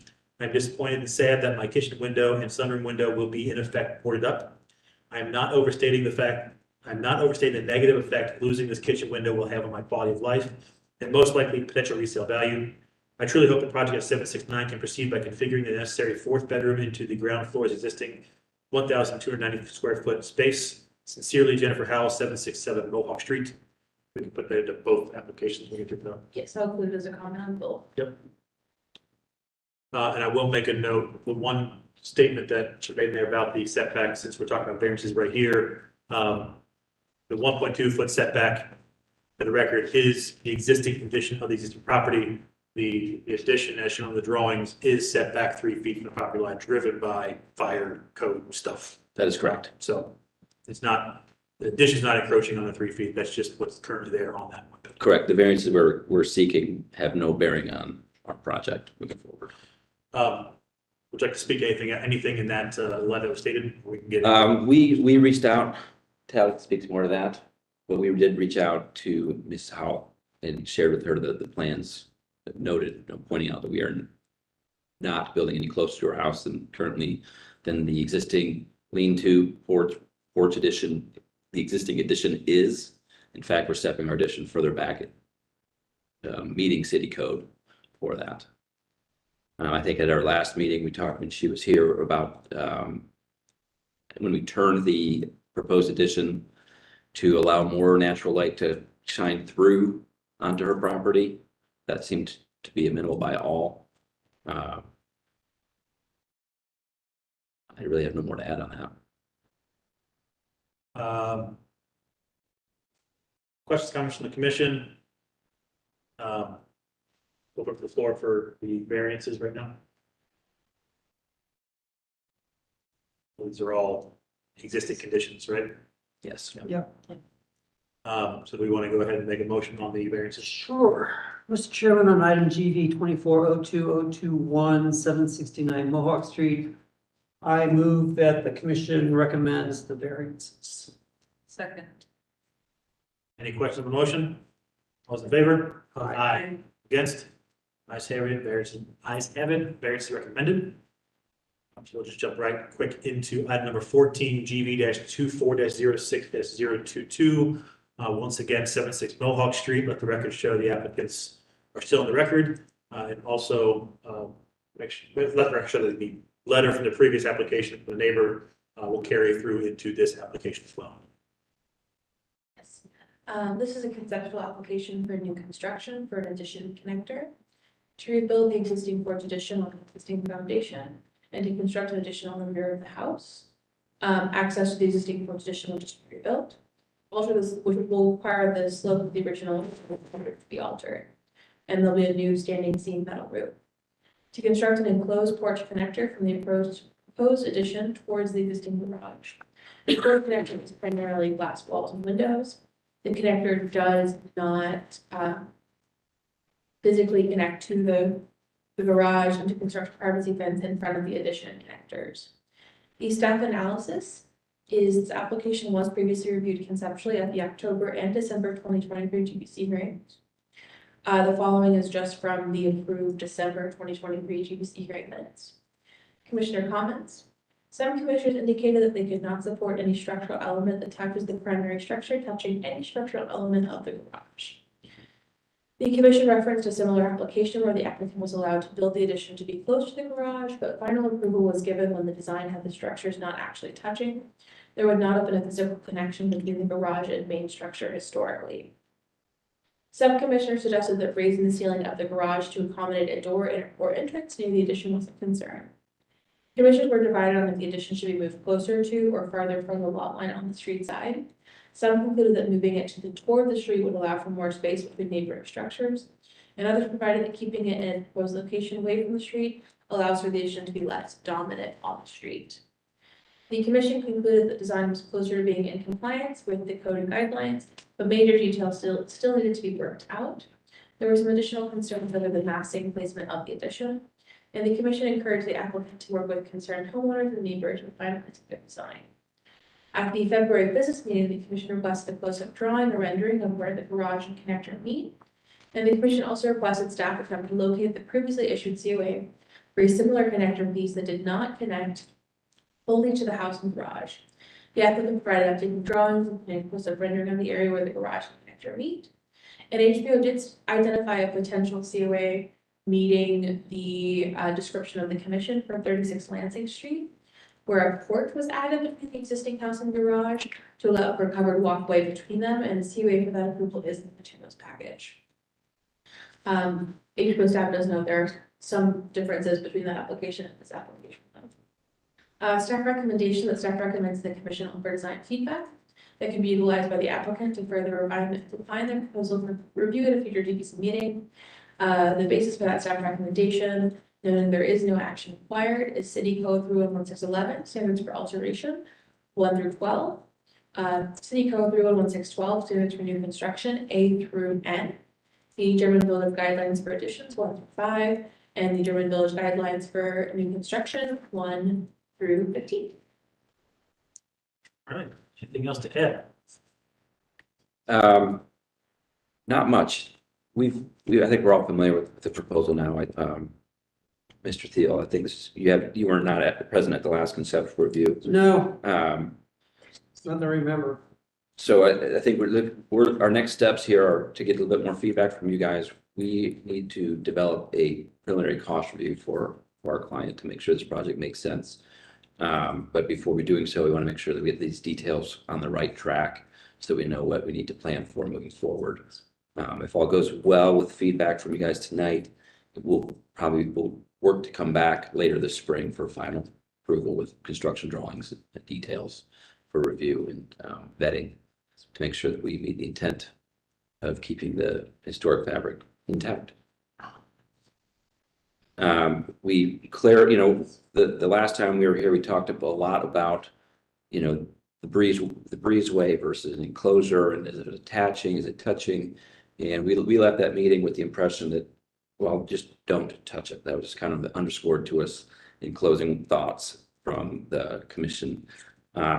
So we had a follow-up conversation with zoning staff to make sure as we're clarifying our variances, that the city would support that makes sense to them, and they are in 100% agreement that if we're not touching, they're not connected. Again, technically it is an open breezeway that it's not touching. There's a clear air gap. There is no physical connection. We provided a mock-up detail of how we assume that we're going to be building this to achieve that, maintaining that airspace. So this really is a breezeway. It's no longer a connector at all in any way, shape, or form. It's glass on both the front and back, so it's very transparent. It's really just keeping weather and security for the homeowner as she arrives home. Questions, comments from the commission?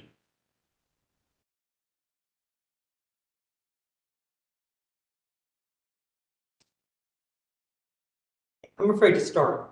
You're afraid to start? Yes. I find it insulting that you would consider a breezeway not touching as meeting the guidelines of not connecting a garage to a building. I take not correcting a garage to building, there's a landscape buffer between the buildings. And that is why, because that's typically the language of the village. It's not an inch clearance, therefore it's not connected. So to me, that's bogus. I find it insulting you would even bring that to us. Big one.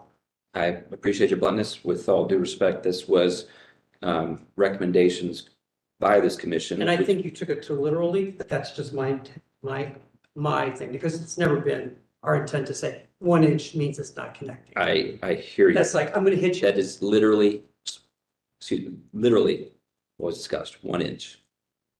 Okay, That was, and I understand that you weren't here, but that was literally. That's my opinion. And we talked about it and we went around. And that's my opinion, and you've got my reaction. And I appreciate that very much. Number two, I think your connector, if you're gonna have one, is on the wrong side. I find this 2-story volume that's off the back of a 1-story historic structure extremely awkward, and it needs to be separated from that shed with a connector or a gasket or whatever you want to call it. I'm not sure I follow that. Well, right there. Needs to be a gap, connector here. This needs to pull away from this. You've covered up the back of that way too much. Well, did If you look down, to the, that's a flat on elevation. If you look down to detail, to proposed west elevation number 2, just below it, we are set back by 6.5 feet from that corner. So that, No, it still that needs, very it much still needs to raises be a the, gasket. It still needs to be something there that separates those two. that is that is a hyphen connector. That is architecturally the proper thing to do. What is the hyphen? The old lean-to shed. No, connector is between the historic and the new. It's a thin connector that causes a gasket. You can't count the historic structure as a connector. That is part of the original historic fabric of the building. You need to separate your new addition away from that with a connector. I respectfully disagree with you on that. Fine. My opinion is you need to start over again, but that's just my. And I'll make the comment of I'm okay with the connector as it is. That was going back and forth, what was originally proposed to what's proposed here to make this work. I think setting it back, disengaging from the 2 corners. To me, it's as if we had visually, to me, it feels septic. The breezeway, the connector, I'm not a fan of the glass. I was the one that said we've had precedents of having very close touching. And I thought I was clear that deck application, which I don't see in our materials, but it was overhanging. It was open. It's basically a roof over a space, truly a breezeway as opposed to a glassed in. Yes, it's glass, but it still reads as if it's a solid connection piece, regardless of separation. And this also, of course, to historic lines of open air shed roofs off the back of houses pre-1900. So that's my piece. I'm okay with this situation using minimal distance if it reads as separate. Right now, it reads as still touching, even with that little bit of gap, because of the glass panels. Because if you're going to have framing around the glass, it's not going to be just a end butt glass where it just disappears. You still have a frame that looks like it's there. We have pulled up that approval that staff identified. It was 36 Lansing Street is the one we identified. And that was, pictured in this drawing is the house on the right. And then this kind of, or a kind of porch roof, but like over a patio was created to connect to the garage. So the overhang of the patio overhang with the garage, creating a full path of. And that really wasn't connecting to the garage. It was not the issue on that. It was covering the back. Protected from the elements to me is rain, snow, not wind. From your statement about security, physical security, I don't see somebody jumping that fence and jumping somebody to go from the garage to their house. Otherwise, we'd have these things everywhere in the village. The part of the feedback from our last meeting was, I think we had one point in time, we did have a taller privacy fence. And we've reduced that down to the existing wrought iron fence. So it's a much lower fence per recommendations from this commission. And instead of having more of a public viewing garden on that side of the house, creating much more of a streetscape. I thought the reason for lowering the fence was to provide a plantable space there instead of having it be all in shade. No, we talked about the taller fence for security and privacy to the house. And it was discussed at that meeting that we could achieve that privacy with plantings and maintain a wrought iron fence instead. So that's the direction that we proceeded.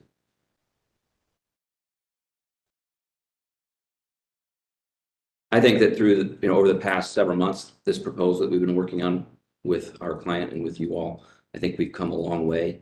I think it's a much more successful project. We're very excited by it, and we think it's very much in fitting with the neighborhood, keeping the fabric together. I obviously disagree And with you I 100%. I respect that. Totally disagree. Are there other connectors like that in the neighborhood? I haven't seen any. The Breezeway stop connector, Right. there's one property had overhead between house and garage. They wanted to put panels up. We denied that. That was 5, 6 years back at this point, Maybe 3. 3 years back, Yeah, it wasn't that long ago. before the pandemic. Maybe it was. Talking 2019, 2018. Okay. The address for the property. Felt like it was up around Sycamore back 6th Street, 5th Street somewhere. Not sure exactly off the top of my head. That was a go back and forth several meetings. Other than that, there's no It was actually built.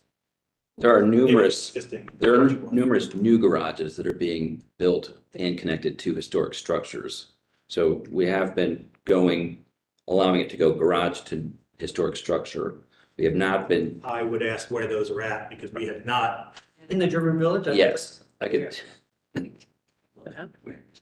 We can get the addresses. Happy to find out. Addresses. Yeah. I know for a fact because we built one within the past 3 years. I could think of one on Mohawk. I could think of one St. Mary's. So like, what my question is, there's precedence for new garages being built and attached to historic structures. Typically, that's So- because the space on the property doesn't facilitate a garage in the first place. This is Yeah, one on Mohawk. wanting to put addition and now in addition to the addition, wanting to connect to the garage. That's a whole different conversation. I understand that. I mean, I understand that this is why we're here for our third or fourth conceptual meeting, because we know that this is a big ask, right? And we appreciate the partnership of everybody and working through this with us. Just trying to get a better understanding of where we're heading.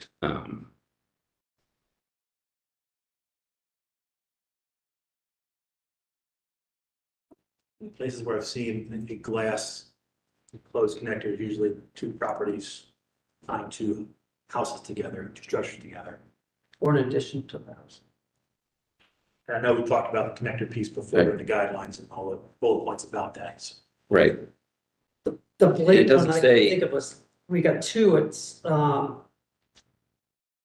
Lozelle and Frankfurt on the southwest corner, that was already in an existing condition. And for some reason, we allowed the one on the northeast corner. Which God help me, I don't know why. Where's it at? Frankfurt and Lozelle. Southwest and northeast. Oh, yeah. 242 East Beck. 576 Cedar Alley. 238 East Beck.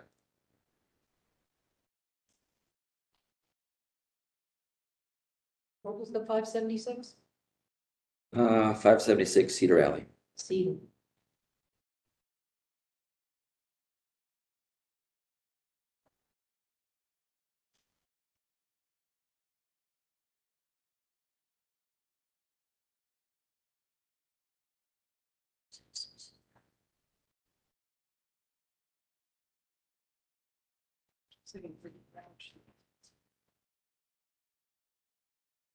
Is that the, What's lot size? is it That's red why one we there? got that.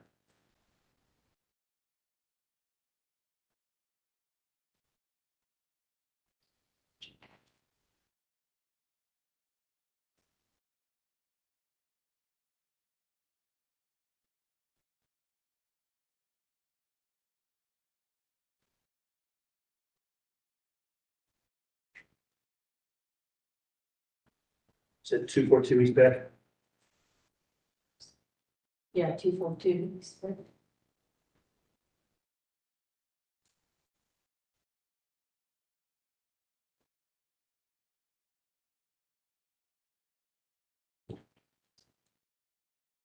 Oh, no, it's that built there. I don't either.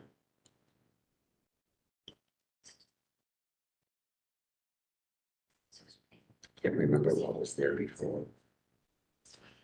Was that a house structure? That wouldn't make sense either. No. Garage is new.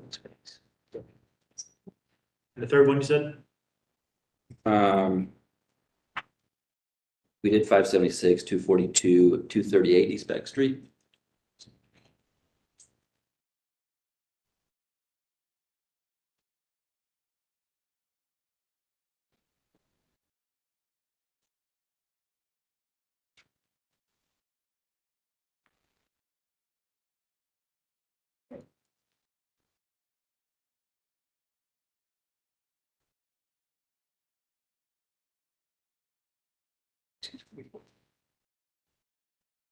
That's the gray house next to Dutch. That's all over that, yeah.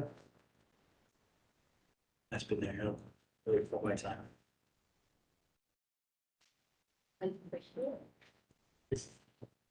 Yeah. Yeah.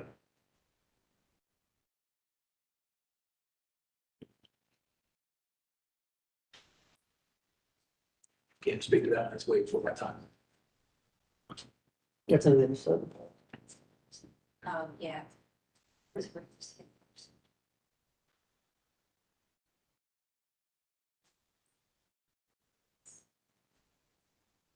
Essentially, that was a huge addition with the garage, just part of the deck ring.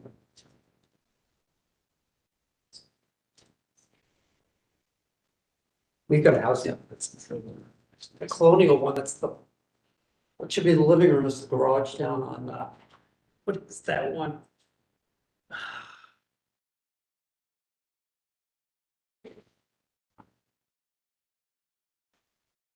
So every single one of these appears to be a new build. I don't think new build should be attached in the first place, Yeah. but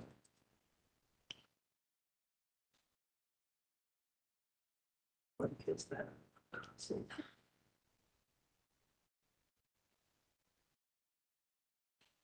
aside from the breezeway, since that seems to be the elephant in the room, at the right side of the table over here, thoughts on the current addition piece as it stands? I am fine with the proposed addition. With it not having a true pavement on it. I think it's better than where it was in the past. It's really the connector. Same here, it's the connector. I don't have a problem with the addition. I wasn't here for the prior conversation, so I'm going off of what this is. The existing addition, right, is a historic structure. Rebuilt. Initially, the plan was, what was presented was to take that off and have more of the massing attached to the house. Do kind of a mini situation. At last.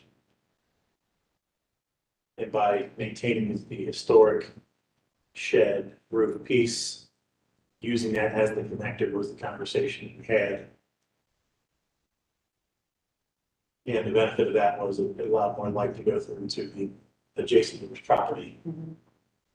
She allowed the addition of the back. To Ned's point, Ned would want to see more separation from that existing shed piece, be it 6 inches, whatever, of a setback to connect, so it kind of squeezes in and kicks back out.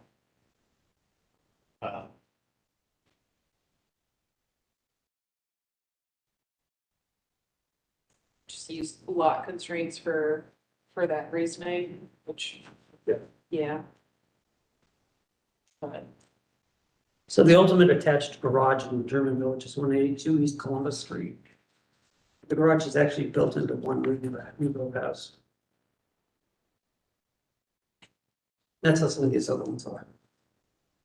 I could, They're not separate garages, they appear to be wings of the house. a lot of that stuff. But this is the existing garage, so to me, none of that counts. Yeah, right there. That whole section of block. Oh, this one's before my time too. I forget when it was built. The guy built it for his daughter. She was handicapped and she needed a garage that was attached to the house and so they got their chickens. But what it's like living room on the right hand side is actually a two-car garage.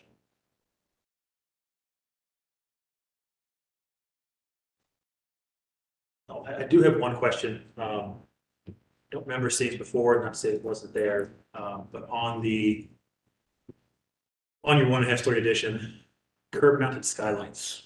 That's so we've been so focused on talking about Yeah. the breezeway, that we haven't talked about the other aspects of our proposal. So Yeah.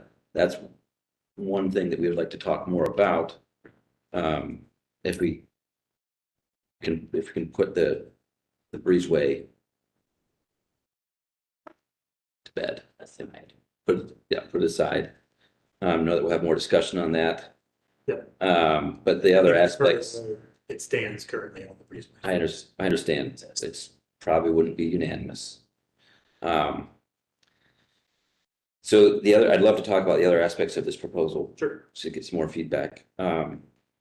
We talked about a cupola or some other way to gain more natural light into the building. There is precedent in the guidelines for skylights to consider for getting more natural light.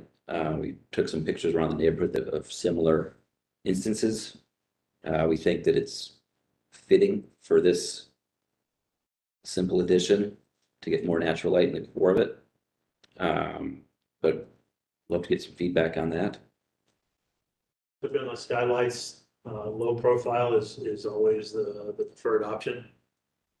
Trying to keep them on non-visible surfaces, don't really have that option here.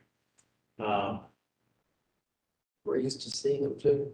Yeah, usually they're lower down the slope, not making a hat across the top, not making a light well in the center. Mhm. You put 780 South Lizelle, those have been around since 70s. 770 Lizelle, those look like they're pretty older too. I don't think those span the top. I think it's the one side, I'm not sure though. No, I think those have been 780 been recently replaced with new. Yeah. In 770, those go up and over those. 780, the full. Yeah. Yeah. The gut of that thing. Yeah. I have no problem with that at all. You're okay with the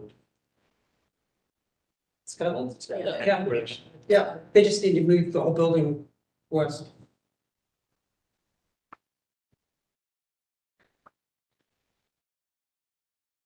not a fan of skylights, but probably the minority, so. Skylights are cool. They're set further back, they're. Yeah. Mr. Thiel said they're cool. So let's get that in the record. Make sure we get that in the record. Take the wins way to get it. I do want to question your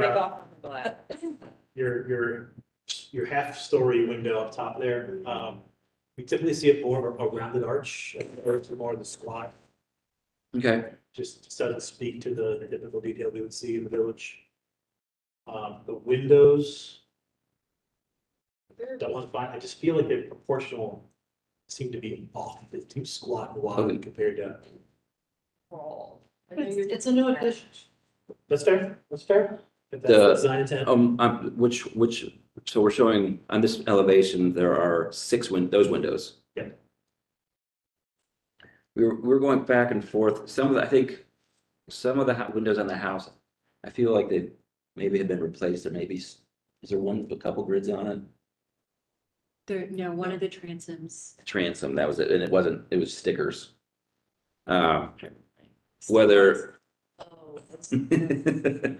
Whether we needed muttons in them or not, but we kept them pretty simple, 1/1s to match similar proportion to those on the existing house.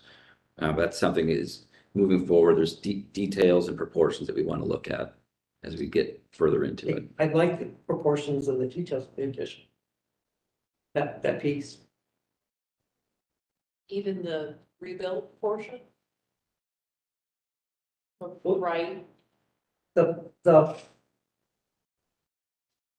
The middle. middle piece, yeah. that piece. I just don't like the relationship of it to the one-story shed who's next door. That's what struck me nuts. But that aside, I think the proportions of that are fine. For a new build, I just felt that when seeing this elevation, you have the brick structure, more traditional. Yeah, Dimension of yeah. height over width. but this is a nice, I use the word cute, addition there that it's got lots of glass coming to it. It's a different, Cottage style. yeah, it's a different view. Are there half rounds on the rest of it? The two, so, no. On the original, double, there's just there's two windows on the back side and two windows on the front side that are just 1/1s.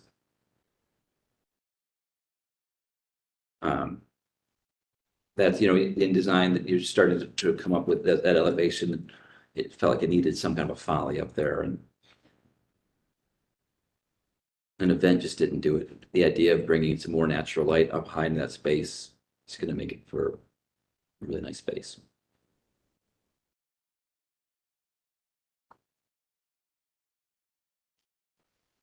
In the back facade, in the north elevation of that little called cottage addition. Is it gonna be 2 of 1 or just 2 down below or nothing on that wall? We're on that wall, we're giving the neighbor privacy on the north. Currently not planning to have any windows on that side, rather make use of the existing window and the historic, windows in the historic structure. And, just getting some ambient light into the interior of the first floor. The existing stair is cramped at best. We're talking about modifying the north dormer. I think that's something that we'd like to talk about, just extending. It's a shed dormer, just like the one that faces the street. We're just wanting to modify it by making it a little bit wider. Again, you don't see it from anywhere. Now we've done it in the past without much issue, but I don't want to come back and have it be a surprise. Like, what are you guys doing? So I'd like to talk about that, make sure we're all on board with it. It allows for a safer, code compliant new stair to be built. You don't have the elevations at that side of the house, do we? Not yet, not at this time, no. We will. How much? Let's see here. If it's still. I think it's currently a 2-bay, and we're adding a third window bay to it. See it in terms of second floor, that shows. Yeah. Yeah, second floor. We're essentially, So shifting to the left and right. yeah. Both directions. And that's one of those, when we study that elevation, we have to study that section to make sure we just maintain the head height on that new stair, the proposed stair. So when we come back, we'll have that elevation in that section drawn.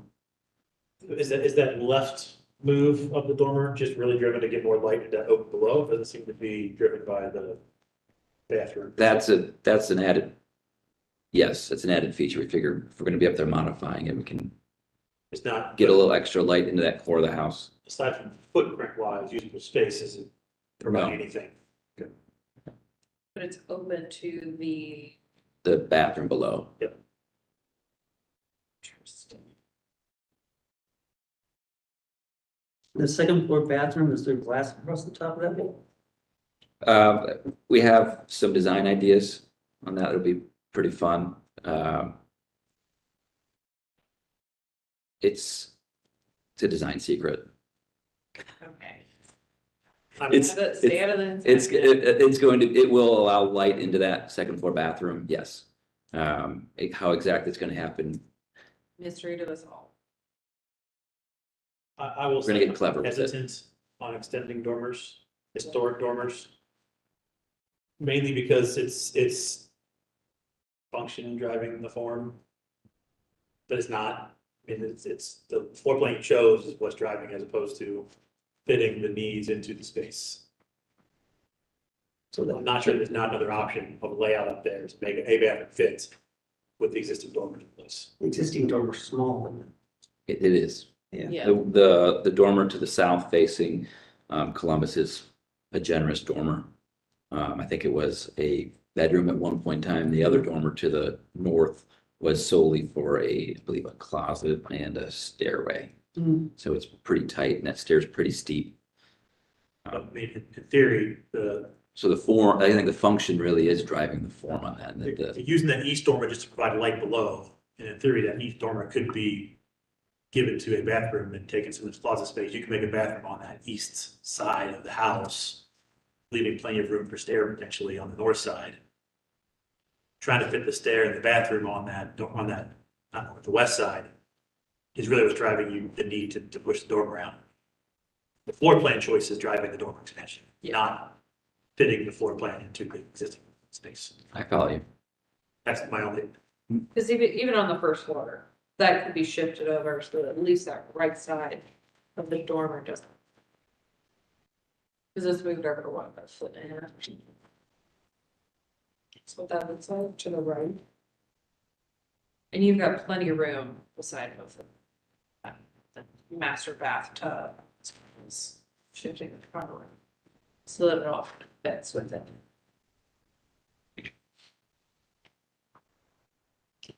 I just challenge the assumption. That's what I'm doing. Fair. That's why we do this.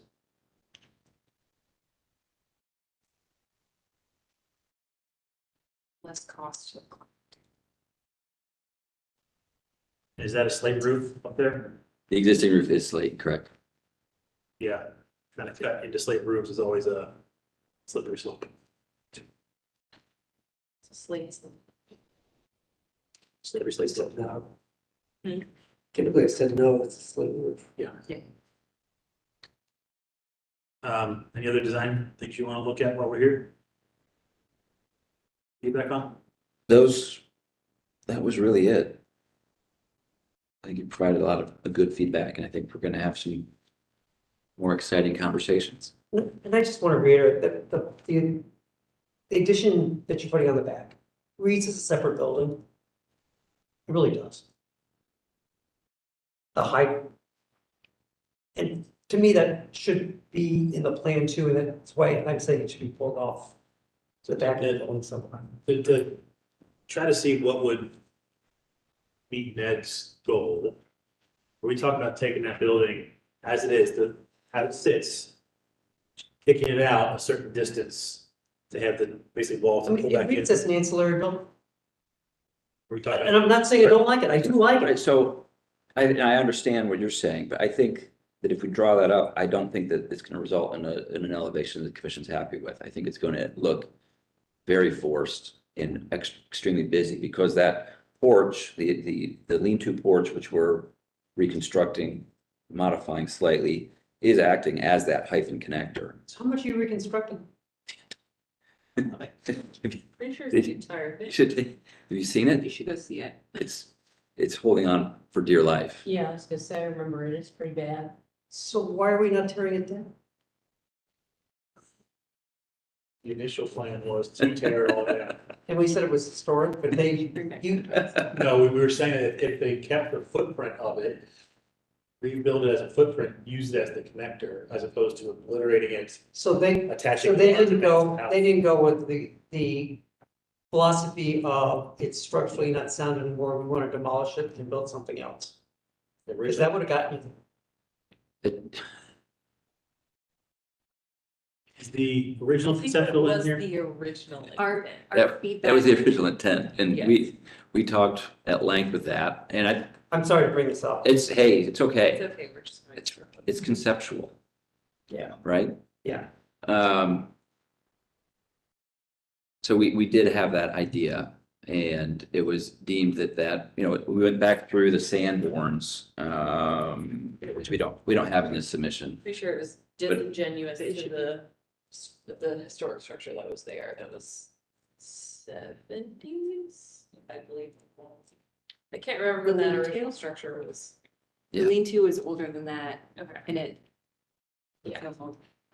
It could appears on the 61 Sandberg map, but I'm not sure if it appears at 21 or not. Is it at the end of the, if you scroll all the way down, is it at the end of the store?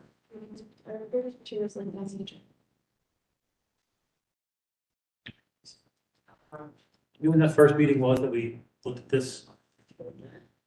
That sounds right. There's September, October.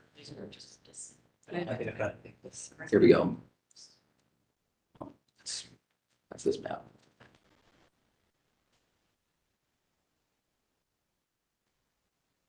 There we go. There we go. Okay, so 22. Oh, I'm wrong, I didn't know. Here's the original bed. Yeah. Okay. That was original. Taking off that piece, chewing off the back. Architecturally, to me, it's better. Oh, no, actually, that is absolutely better. The massing is better, everything's better. You've got a weak little one-story shed that was added to the back to put a kitchen and bathroom on. And you're attaching this 2.5-story massive mass to that weak connection. Architecturally, it's the hierarchy architecturally is wrong. On the current? On the current, yeah. If you want to respect that one-story shed that was added for bathrooms and kitchens back in 1920, that new addition needs to look like an ancillary building and be pulled off of it.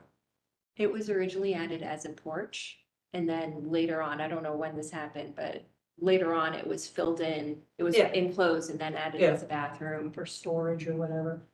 Well, with Or a bathroom and a kitchen. But the outhouse may have been there too. I mean, that's all, historically, all that's been, The plumbing was there.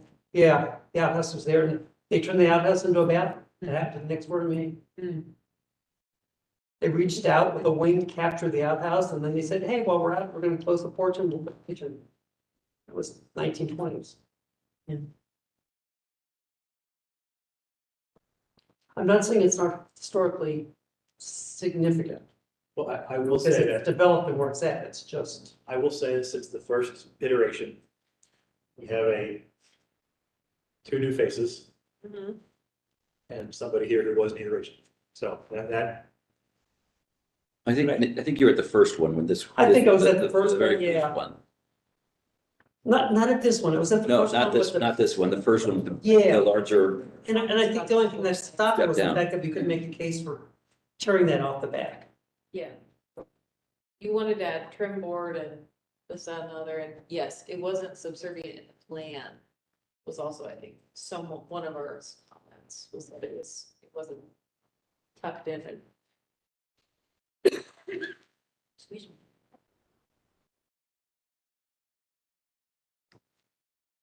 Oh, everyone in circles. Yes. So we are where we are. I think you've heard kind of where everything sits so far. Any other questions or feedback you're looking for? I'm a little confused right now.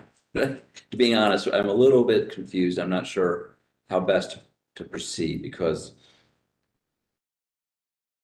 and welcome to the party. Yeah. I appreciate you guys volunteering for these positions. Really do. Aside from Ned, and ignoring the breezeway, issues from the right side of the table and what's proposed. I don't have an issue with anything other than the breezeway, really, for me personally.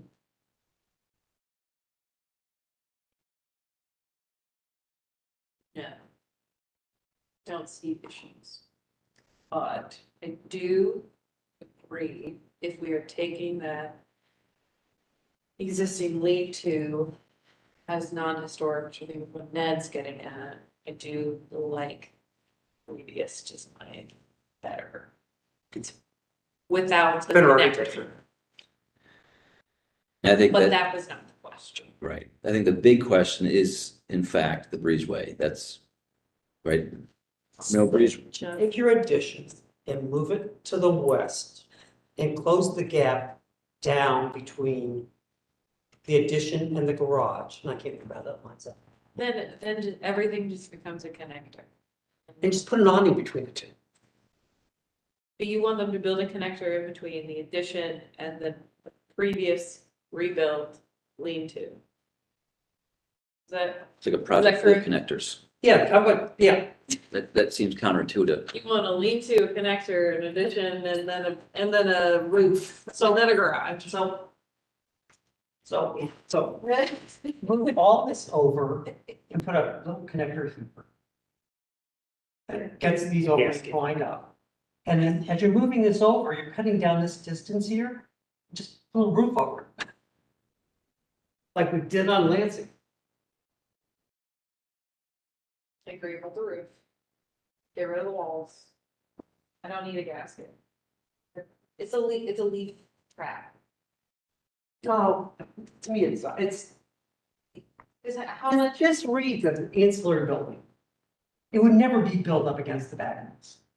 It may have been here first, historically, if you want to think about it, historic, and this would have been closed in between, but this is such much more significant architecture than this, you gotta pull them apart.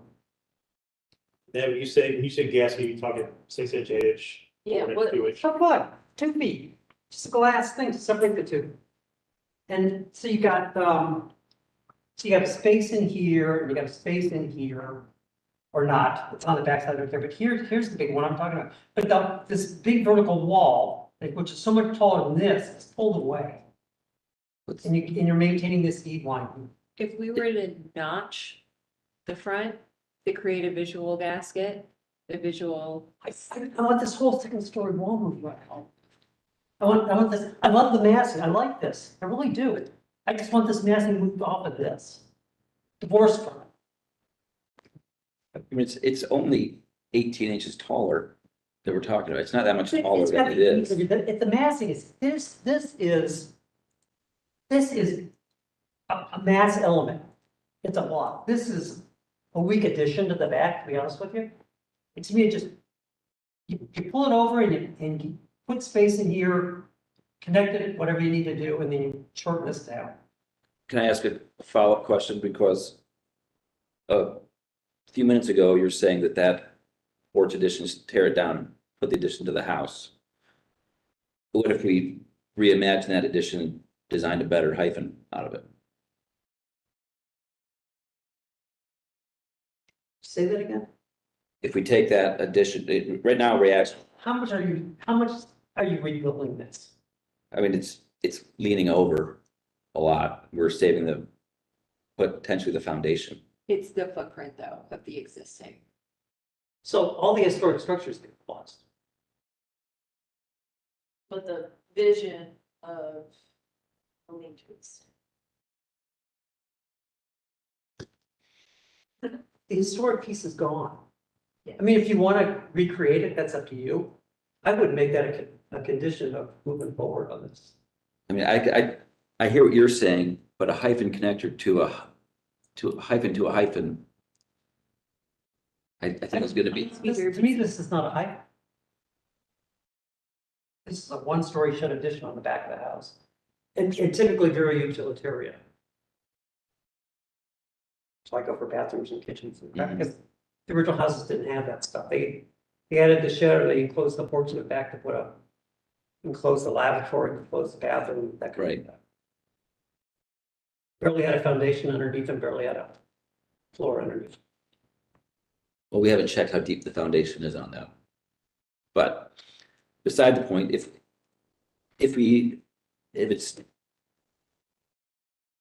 not as significant as we once thought as a team here, if we rebuild it and give it more of the language of a hyphen, a simple flat roof, simple detailing, would that fly? If it no longer looked like a shed of addition on the back of the house, that would help. I know we can do that. I'm 100% confident that we can. If we make this start to look more as an ancillary building, that connection, yeah. If you did that, do you want to go back to the other one? stats. Okay. They have it here on their screen.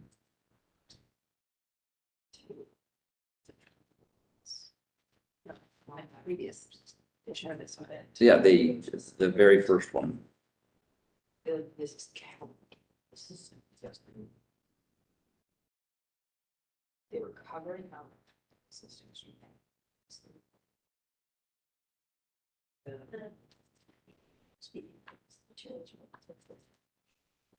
So I feel it's balanced. If we were able to top, Yeah. raising that footprint, that's what we're trying to. Oh, yes. This one. We have an issue with this. I'm looking, Right, right, that's, ignore this. moment. That's less square footage than what you got now, right? the total project square footage is actually It's roughly the same. roughly the Is same. that, all right? Now, this one had a true connector between the house and the Yeah. It was a garage. laundry room, it was Right. a bathroom. Yeah, there's stuff in the garage too, yeah.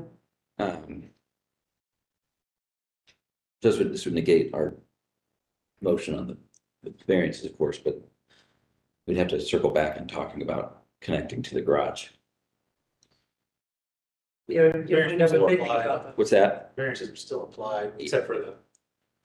Or unless we did this connector piece as more of the breezeway where it's open, and then we would have no bearing on that whatsoever. Good faith with the neighbor, that would be. Because you'd still be complying with your variances.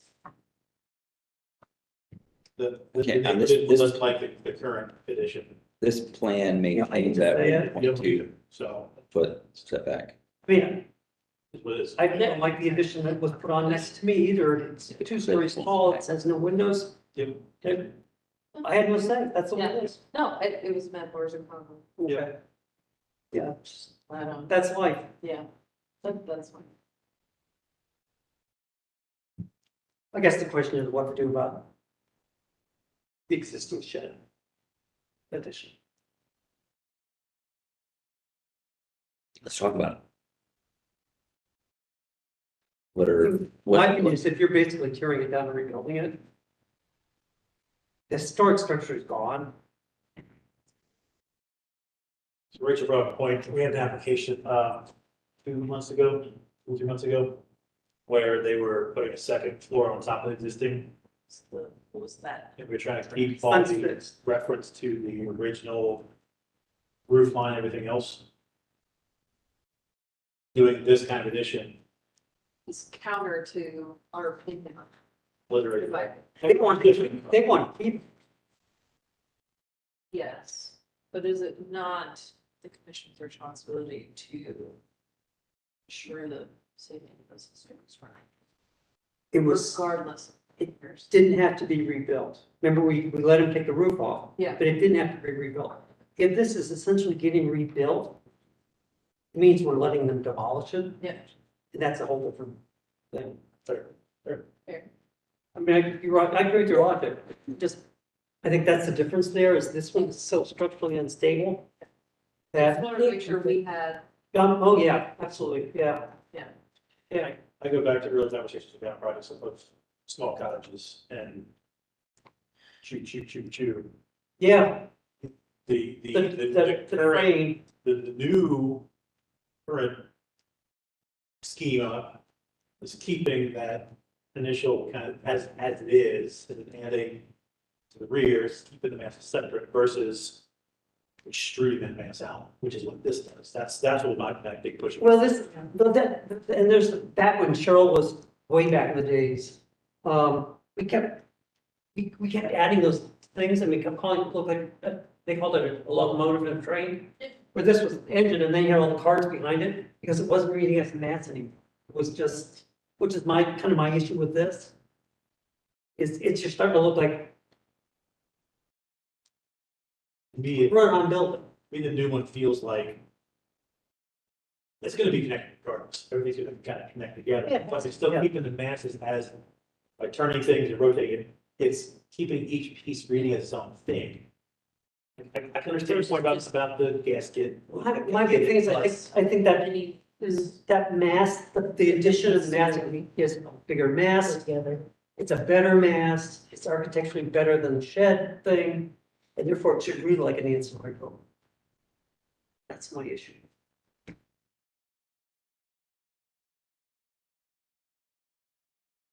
Muddy the waters for you. Sure, you guys are just laughing. No, this is, I would be. I would be. For the next review, the applicant were to come conceptually again, would it be feasible for two different proposals, or is the commission kind of coming down to a conclusion on what they would like to see in the next submission? I would say that if the applicant would like to do some sketches, if you're looking to pivot from what you have currently, if that's something you want to do. I'm not saying a full construction set or anything. You want to go sketches, we can talk about, re-talk about the massing since you have a different makeup of the commission.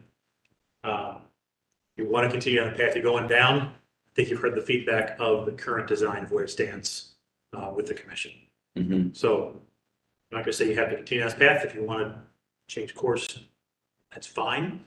I just don't want to see you have to go through, I don't want you to put together a whole new package. right, Just and I to make it appreciate this that. state. We appreciate that, and our client appreciates that.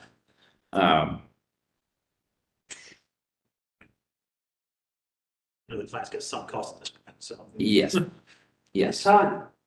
I think, could we take a straw poll of the between the two directions? Sure. Amongst the four of you? I know there are currently 5 members. 7. There are 7. Yes, you did, yeah. Oh, wonderful.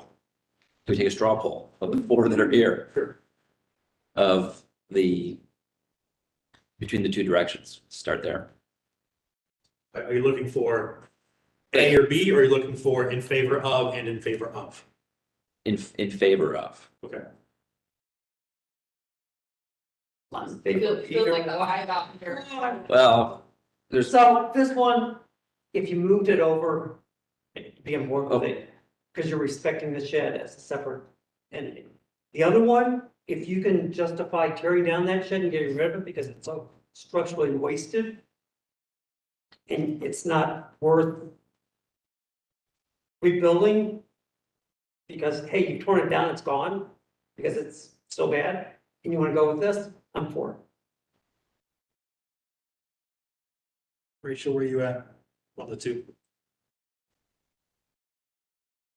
I think this one is probably more in line with what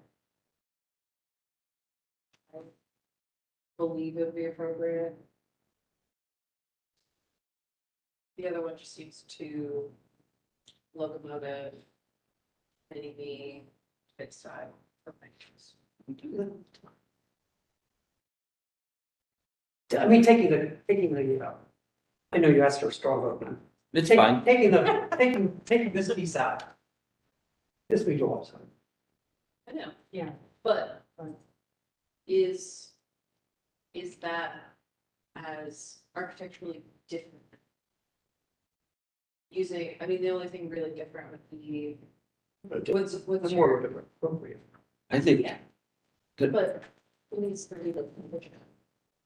Let's get Robin's feedback, get this Yes. whole moving forward. Go on, Robin. I'm good with either one, if this isn't here for this one, Yeah. and this isn't here for this one. I'm good on the left without the breezeway. I'm not a fan, right, personally.